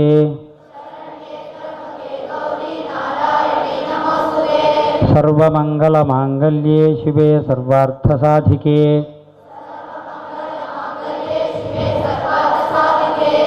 ಶರಣ್ಯೆ ತ್ರ್ಯಂಬಕೆ ಗೌರಿ ನಾರಾಯಣಿ ನಮೋಸ್ತುತೆ ಸರ್ವಮಂಗಲಮಾಂಗಲ್ಯೆ ಶಿವೆ ಸರ್ವಾರ್ಥಸಾಧಿಕೆ ಶರಣ್ಯೆ ತ್ರ್ಯಂಬಕೆ ಗೌರಿ ನಾರಾಯಣಿ ನಮೋಸ್ತುತೆ ಸರ್ವಮಂಗಲಮಾಂಗಲ್ಯೆ ಶಿವೆ ಸರ್ವಾರ್ಥಸಾಧಿಕೆ ಶರಣ್ಯೆ ತ್ರ್ಯಂಬಕೆ ಗೌರಿ ನಾರಾಯಣಿ ನಮೋಸ್ತುತೆ ಸರ್ವಮಂಗಲಮಾಂಗಲ್ಯೆ ಶಿವೆ ಸರ್ವಾರ್ಥಸಾಧಿಕೆ ಶರಣ್ಯೆ ತ್ರ್ಯಂಬಕೆ ಗೌರಿ ನಾರಾಯಣಿ ನಮೋಸ್ತುತೆ ಸರ್ವಮಂಗಲಮಾಂಗಲ್ಯೆ ಶಿವೆ ಸರ್ವಾರ್ಥಸಾಧಿಕೆ ಶರಣ್ಯೆ ತ್ರ್ಯಂಬಕೆ ಗೌರಿ ನಾರಾಯಣಿ ನಮೋಸ್ತುತೆ ಸರ್ವಮಂಗಲಮಾಂಗಲ್ಯೆ ಶಿವೆ ಸರ್ವಾರ್ಥಸಾಧಿಕೆ ಶರಣ್ಯೆ ತ್ರ್ಯಂಬಕೆ ಗೌರಿ ನಾರಾಯಣಿ ನಮೋಸ್ತುತೆ ಸರ್ವಮಂಗಲಮಾಂಗಲ್ಯೆ ಶಿವೆ ಸರ್ವಾರ್ಥಸಾಧಿಕೆ ಶರಣ್ಯೆ ತ್ರ್ಯಂಬಕೆ ಗೌರಿ ನಾರಾಯಣಿ ನಮೋಸ್ತುತೆ ಸರ್ವಮಂಗಲಮಾಂಗಲ್ಯೆ ಶಿವೆ ಸರ್ವಾರ್ಥಸಾಧಿಕೆ ಶರಣ್ಯೆ ತ್ರ್ಯಂಬಕೆ ಗೌರಿ ನಾರಾಯಣಿ ನಮೋಸ್ತುತೆ ಸರ್ವಮಂಗಲಮಾಂಗಲ್ಯೆ ಶಿವೆ ಸರ್ವಾರ್ಥಸಾಧಿಕೆ ಶರಣ್ಯೆ ತ್ರ್ಯಂಬಕೆ ಗೌರಿ ನಾರಾಯಣಿ ನಮೋಸ್ತುತೆ ಸರ್ವಮಂಗಲಮಾಂಗಲ್ಯೆ ಶಿವೆ ಸರ್ವಾರ್ಥಸಾಧಿಕೆ ಶರಣ್ಯೆ ತ್ರ್ಯಂಬಕೆ ಗೌರಿ ನಾರಾಯಣಿ ನಮೋಸ್ತುತೆ ಸರ್ವಮಂಗಲಮಾಂಗಲ್ಯೆ ಶಿವೆ ಸರ್ವಾರ್ಥಸಾಧಿಕೆ ಶರಣ್ಯೆ ತ್ರ್ಯಂಬಕೆ ಗೌರಿ ನಾರಾಯಣಿ ನಮೋಸ್ತುತೆ ಮಂಗಲಮಾಂಗಲ್ಯೆ ಶಿವೆ ಸರ್ವಾರ್ಥಸಾಧಿಕೆ ಶರಣ್ಯೆ ತ್ರ್ಯಂಬಕೆ ಗೌರಿ ನಾರಾಯಣಿ ನಮೋಸ್ತುತೆ ಸರ್ವಮಂಗಲಮಾಂಗಲ್ಯೆ ಶಿವೆ ಸರ್ವಾರ್ಥಸಾಧಿಕೆ ಶರಣ್ಯೆ ತ್ರ್ಯಂಬಕೆ ಗೌರಿ ನಾರಾಯಣಿ ನಮೋಸ್ತುತೆ ಸರ್ವಮಂಗಲಮಾಂಗಲ್ಯೆ ಶಿವೆ ಸರ್ವಾರ್ಥಸಾಧಿಕೆ ಶರಣ್ಯೆ ತ್ರ್ಯಂಬಕೆ ಗೌರಿ ನಾರಾಯಣಿ ನಮೋಸ್ತುತೆ ಸರ್ವಮಂಗಲಮಾಂಗಲ್ಯೆ ಶಿವೆ ಸರ್ವಾರ್ಥಸಾಧಿಕೆ ಶರಣ್ಯೆ ತ್ರ್ಯಂಬಕೆ ಗೌರಿ ನಾರಾಯಣಿ ನಮೋಸ್ತುತೆ ಸರ್ವಮಂಗಲಮಾಂಗಲ್ಯೆ ಶಿವೆ ಸರ್ವಾರ್ಥಸಾಧಿಕೆ ಶರಣ್ಯೆ ತ್ರ್ಯಂಬಕೆ ಗೌರಿ ನಾರಾಯಣಿ ನಮೋಸ್ತುತೆ ಸರ್ವಮಂಗಲಮಾಂಗಲ್ಯೆ ಶಿವೆ ಸರ್ವಾರ್ಥಸಾಧಿಕೆ ಶರಣ್ಯೆ ತ್ರ್ಯಂಬಕೆ ಗೌರಿ ನಾರಾಯಣಿ ನಮೋಸ್ತುತೆ ಸರ್ವಮಂಗಲಮಾಂಗಲ್ಯೆ ಶಿವೆ ಸರ್ವಾರ್ಥಸಾಧಿಕೆ ಶರಣ್ಯೆ ತ್ರ್ಯಂಬಕೆ ಗೌರಿ ನಾರಾಯಣಿ ನಮೋಸ್ತುತೆ ಸರ್ವಮಂಗಲಮಾಂಗಲ್ಯೆ ಶಿವೆ ಸರ್ವಾರ್ಥಸಾಧಿಕೆ ಶರಣ್ಯೆ ತ್ರ್ಯಂಬಕೆ ಗೌರಿ ನಾರಾಯಣಿ ನಮೋಸ್ತುತೆ ಸರ್ವಮಂಗಲಮಾಂಗಲ್ಯೆ ಶಿವೆ ಸರ್ವಾರ್ಥಸಾಧಿಕೆ ಶರಣ್ಯೇ ತ್ರ್ಯಂಬಕೆ ಗೌರಿ ನಾರಾಯಣಿ ನಮೋಸ್ತುತೆ ಮಂಗಲಮಾಂಗಲ್ಯೆ ಶಿವೆ ಸರ್ವಾರ್ಥಸಾಧಿಕೆ ಶರಣ್ಯೇ ತ್ರ್ಯಂಬಕೆ ಗೌರಿ ನಾರಾಯಣಿ ನಮೋಸ್ತುತೆ ಸರ್ವಮಂಗಲಮಾಂಗಲ್ಯೆ ಶಿವೆ ಸರ್ವಾರ್ಥಸಾಧಿಕೆ ಶರಣ್ಯೇ ತ್ರ್ಯಂಬಕೆ ಗೌರಿ ನಾರಾಯಣಿ ನಮೋಸ್ತುತೆ ಸರ್ವಮಂಗಲಮಾಂಗಲ್ಯೆ ಶಿವೆ ಸರ್ವಾರ್ಥಸಾಧಿಕೆ ಶರಣ್ಯೇ ತ್ರ್ಯಂಬಕೆ ಗೌರಿ ನಾರಾಯಣಿ ನಮೋಸ್ತುತೆ ಸರ್ವಮಂಗಲಮಾಂಗಲ್ಯೆ ಶಿವೆ ಸರ್ವಾರ್ಥಸಾಧಿಕೆ ಶರಣ್ಯೇ ತ್ರ್ಯಂಬಕೆ ಗೌರಿ ನಾರಾಯಣಿ ನಮೋಸ್ತುತೆ ಸರ್ವಮಂಗಲಮಾಂಗಲ್ಯೆ ಶಿವೆ ಸರ್ವಾರ್ಥಸಾಧಿಕೆ ಶರಣ್ಯೇ ತ್ರ್ಯಂಬಕೆ ಗೌರಿ ನಾರಾಯಣಿ ನಮೋಸ್ತುತೆ ಸರ್ವಮಂಗಲಮಾಂಗಲ್ಯೆ ಶಿವೆ ಸರ್ವಾರ್ಥಸಾಧಿಕೆ ಶರಣ್ಯೇ ತ್ರ್ಯಂಬಕೆ ಗೌರಿ ನಾರಾಯಣಿ ನಮೋಸ್ತುತೆ ಸರ್ವಮಂಗಲಮಾಂಗಲ್ಯೆ ಶಿವೆ ಸರ್ವಾರ್ಥಸಾಧಿಕೆ ಶರಣ್ಯೇ ತ್ರ್ಯಂಬಕೆ ಗೌರಿ ನಾರಾಯಣಿ ನಮೋಸ್ತುತೆ ಸರ್ವಮಂಗಲಮಾಂಗಲ್ಯೆ ಶಿವೆ ಸರ್ವಾರ್ಥಸಾಧಿಕೆ ಶರಣ್ಯೇ ತ್ರ್ಯಂಬಕೆ ಗೌರಿ ನಾರಾಯಣಿ ನಮೋಸ್ತುತೆ ಮಾಂಗಲ್ಯೆ ಶಿವೆ ಸರ್ವಾರ್ಥಸಾಧಿಕೆ ಶರಣ್ಯೇ ತ್ರ್ಯಂಬಕೆ ಗೌರಿ ನಾರಾಯಣಿ ನಮೋಸ್ತುತೆ ಸರ್ವಮಂಗಲಮಾಂಗಲ್ಯೆ ಶಿವೆ ಸರ್ವಾರ್ಥಸಾಧಿಕೆ ಶರಣ್ಯೇ ತ್ರ್ಯಂಬಕೆ ಗೌರಿ ನಾರಾಯಣಿ ನಮೋಸ್ತುತೆ ಸರ್ವಮಂಗಲಮಾಂಗಲ್ಯೆ ಶಿವೆ ಸರ್ವಾರ್ಥಸಾಧಿಕೆ ಶರಣ್ಯೇ ತ್ರ್ಯಂಬಕೆ ಗೌರಿ ನಾರಾಯಣಿ ನಮೋಸ್ತುತೆ ಸರ್ವಮಂಗಲಮಾಂಗಲ್ಯೆ ಶಿವೆ ಸರ್ವಾರ್ಥಸಾಧಿಕೆ ಶರಣ್ಯೇ ತ್ರ್ಯಂಬಕೆ ಗೌರಿ ನಾರಾಯಣಿ ನಮೋಸ್ತುತೆ ಸರ್ವಮಂಗಲಮಾಂಗಲ್ಯೆ ಶಿವೆ ಸರ್ವಾರ್ಥಸಾಧಿಕೆ ಶರಣ್ಯೇ ತ್ರ್ಯಂಬಕೆ ಗೌರಿ ನಾರಾಯಣಿ ನಮೋಸ್ತುತೆ ಸರ್ವಮಂಗಲಮಾಂಗಲ್ಯೆ ಶಿವೆ ಸರ್ವಾರ್ಥಸಾಧಿಕೆ ಶರಣ್ಯೇ ತ್ರ್ಯಂಬಕೆ ಗೌರಿ ನಾರಾಯಣಿ ನಮೋಸ್ತುತೆ ಸರ್ವಮಂಗಲಮಾಂಗಲ್ಯೆ ಶಿವೆ ಸರ್ವಾರ್ಥಸಾಧಿಕೆ ಶರಣ್ಯೇ ತ್ರ್ಯಂಬಕೆ ಗೌರಿ ನಾರಾಯಣಿ ನಮೋಸ್ತುತೆ ಸರ್ವಮಂಗಲಮಾಂಗಲ್ಯೆ ಶಿವೆ ಸರ್ವಾರ್ಥಸಾಧಿಕೆ ಶರಣ್ಯೇ ತ್ರ್ಯಂಬಕೆ ಗೌರಿ ನಾರಾಯಣಿ ನಮೋಸ್ತುತೆ ಮಂಗಲಮಾಂಗಲ್ಯೆ ಶಿವೆ ಸರ್ವಾರ್ಥಸಾಧಿಕೆ ಶರಣ್ಯೇ ತ್ರ್ಯಂಬಕೆ ಗೌರಿ ನಾರಾಯಣಿ ನಮೋಸ್ತುತೆ ಸರ್ವಮಂಗಲಮಾಂಗಲ್ಯೆ ಶಿವೆ ಸರ್ವಾರ್ಥಸಾಧಿಕೆ ಶರಣ್ಯೇ ತ್ರ್ಯಂಬಕೆ ಗೌರಿ ನಾರಾಯಣಿ ನಮೋಸ್ತುತೆ ಸರ್ವಮಂಗಲಮಾಂಗಲ್ಯೆ ಶಿವೆ ಸರ್ವಾರ್ಥಸಾಧಿಕೆ ಶರಣ್ಯೇ ತ್ರ್ಯಂಬಕೆ ಗೌರಿ ನಾರಾಯಣಿ ನಮೋಸ್ತುತೆ ಸರ್ವಮಂಗಲಮಾಂಗಲ್ಯೆ ಶಿವೆ ಸರ್ವಾರ್ಥಸಾಧಿಕೆ ಶರಣ್ಯೇ ತ್ರ್ಯಂಬಕೆ ಗೌರಿ ನಾರಾಯಣಿ ನಮೋಸ್ತುತೆ ಸರ್ವಮಂಗಲಮಾಂಗಲ್ಯೆ ಶಿವೆ ಸರ್ವಾರ್ಥಸಾಧಿಕೆ ಶರಣ್ಯೇ ತ್ರ್ಯಂಬಕೆ ಗೌರಿ ನಾರಾಯಣಿ ನಮೋಸ್ತುತೆ ಸರ್ವಮಂಗಲಮಾಂಗಲ್ಯೆ ಶಿವೆ ಸರ್ವಾರ್ಥಸಾಧಿಕೆ ಶರಣ್ಯೇ ತ್ರ್ಯಂಬಕೆ ಗೌರಿ ನಾರಾಯಣಿ ನಮೋಸ್ತುತೆ ಸರ್ವಮಂಗಲಮಾಂಗಲ್ಯೆ ಶಿವೆ ಸರ್ವಾರ್ಥಸಾಧಿಕೆ ಶರಣ್ಯೇ ತ್ರ್ಯಂಬಕೆ ಗೌರಿ ನಾರಾಯಣಿ ನಮೋಸ್ತುತೆ ಸರ್ವಮಂಗಲಮಾಂಗಲ್ಯೆ ಶಿವೆ ಸರ್ವಾರ್ಥಸಾಧಿಕೆ ತ್ರ್ಯಂಬಕೆ ಗೌರಿ ನಾರಾಯಣಿ ನಮೋಸ್ತುತೆ ಸರ್ವಮಂಗಲಮಾಂಗಲ್ಯೆ ಶಿವೆ ಸರ್ವಾರ್ಥಸಾಧಿಕೆ ಶರಣ್ಯೇ ತ್ರ್ಯಂಬಕೆ ಗೌರಿ ನಾರಾಯಣಿ ನಮೋಸ್ತುತೆ ಸರ್ವಮಂಗಲಮಾಂಗಲ್ಯೆ ಶಿವೆ ಸರ್ವಾರ್ಥಸಾಧಿಕೆ ಶರಣ್ಯೇ ತ್ರ್ಯಂಬಕೆ ಗೌರಿ ನಾರಾಯಣಿ ನಮೋಸ್ತುತೆ ಸರ್ವಮಂಗಲಮಾಂಗಲ್ಯೆ ಶಿವೆ ಸರ್ವಾರ್ಥಸಾಧಿಕೆ ಶರಣ್ಯೇ ತ್ರ್ಯಂಬಕೆ ಗೌರಿ ನಾರಾಯಣಿ ನಮೋಸ್ತುತೆ ಸರ್ವಮಂಗಲಮಾಂಗಲ್ಯೆ ಶಿವೆ ಸರ್ವಾರ್ಥಸಾಧಿಕೆ ಶರಣ್ಯೇ ತ್ರ್ಯಂಬಕೆ ಗೌರಿ ನಾರಾಯಣಿ ನಮೋಸ್ತುತೆ ಸರ್ವಮಂಗಲಮಾಂಗಲ್ಯೆ ಶಿವೆ ಸರ್ವಾರ್ಥಸಾಧಿಕೆ ಶರಣ್ಯೇ ತ್ರ್ಯಂಬಕೆ ಗೌರಿ ನಾರಾಯಣಿ ನಮೋಸ್ತುತೆ ಸರ್ವಮಂಗಲಮಾಂಗಲ್ಯೆ ಶಿವೆ ಸರ್ವಾರ್ಥಸಾಧಿಕೆ ಶರಣ್ಯೇ ತ್ರ್ಯಂಬಕೆ ಗೌರಿ ನಾರಾಯಣಿ ನಮೋಸ್ತುತೆ ಸರ್ವಮಂಗಲಮಾಂಗಲ್ಯೆ ಶಿವೆ ಸರ್ವಾರ್ಥಸಾಧಿಕೆ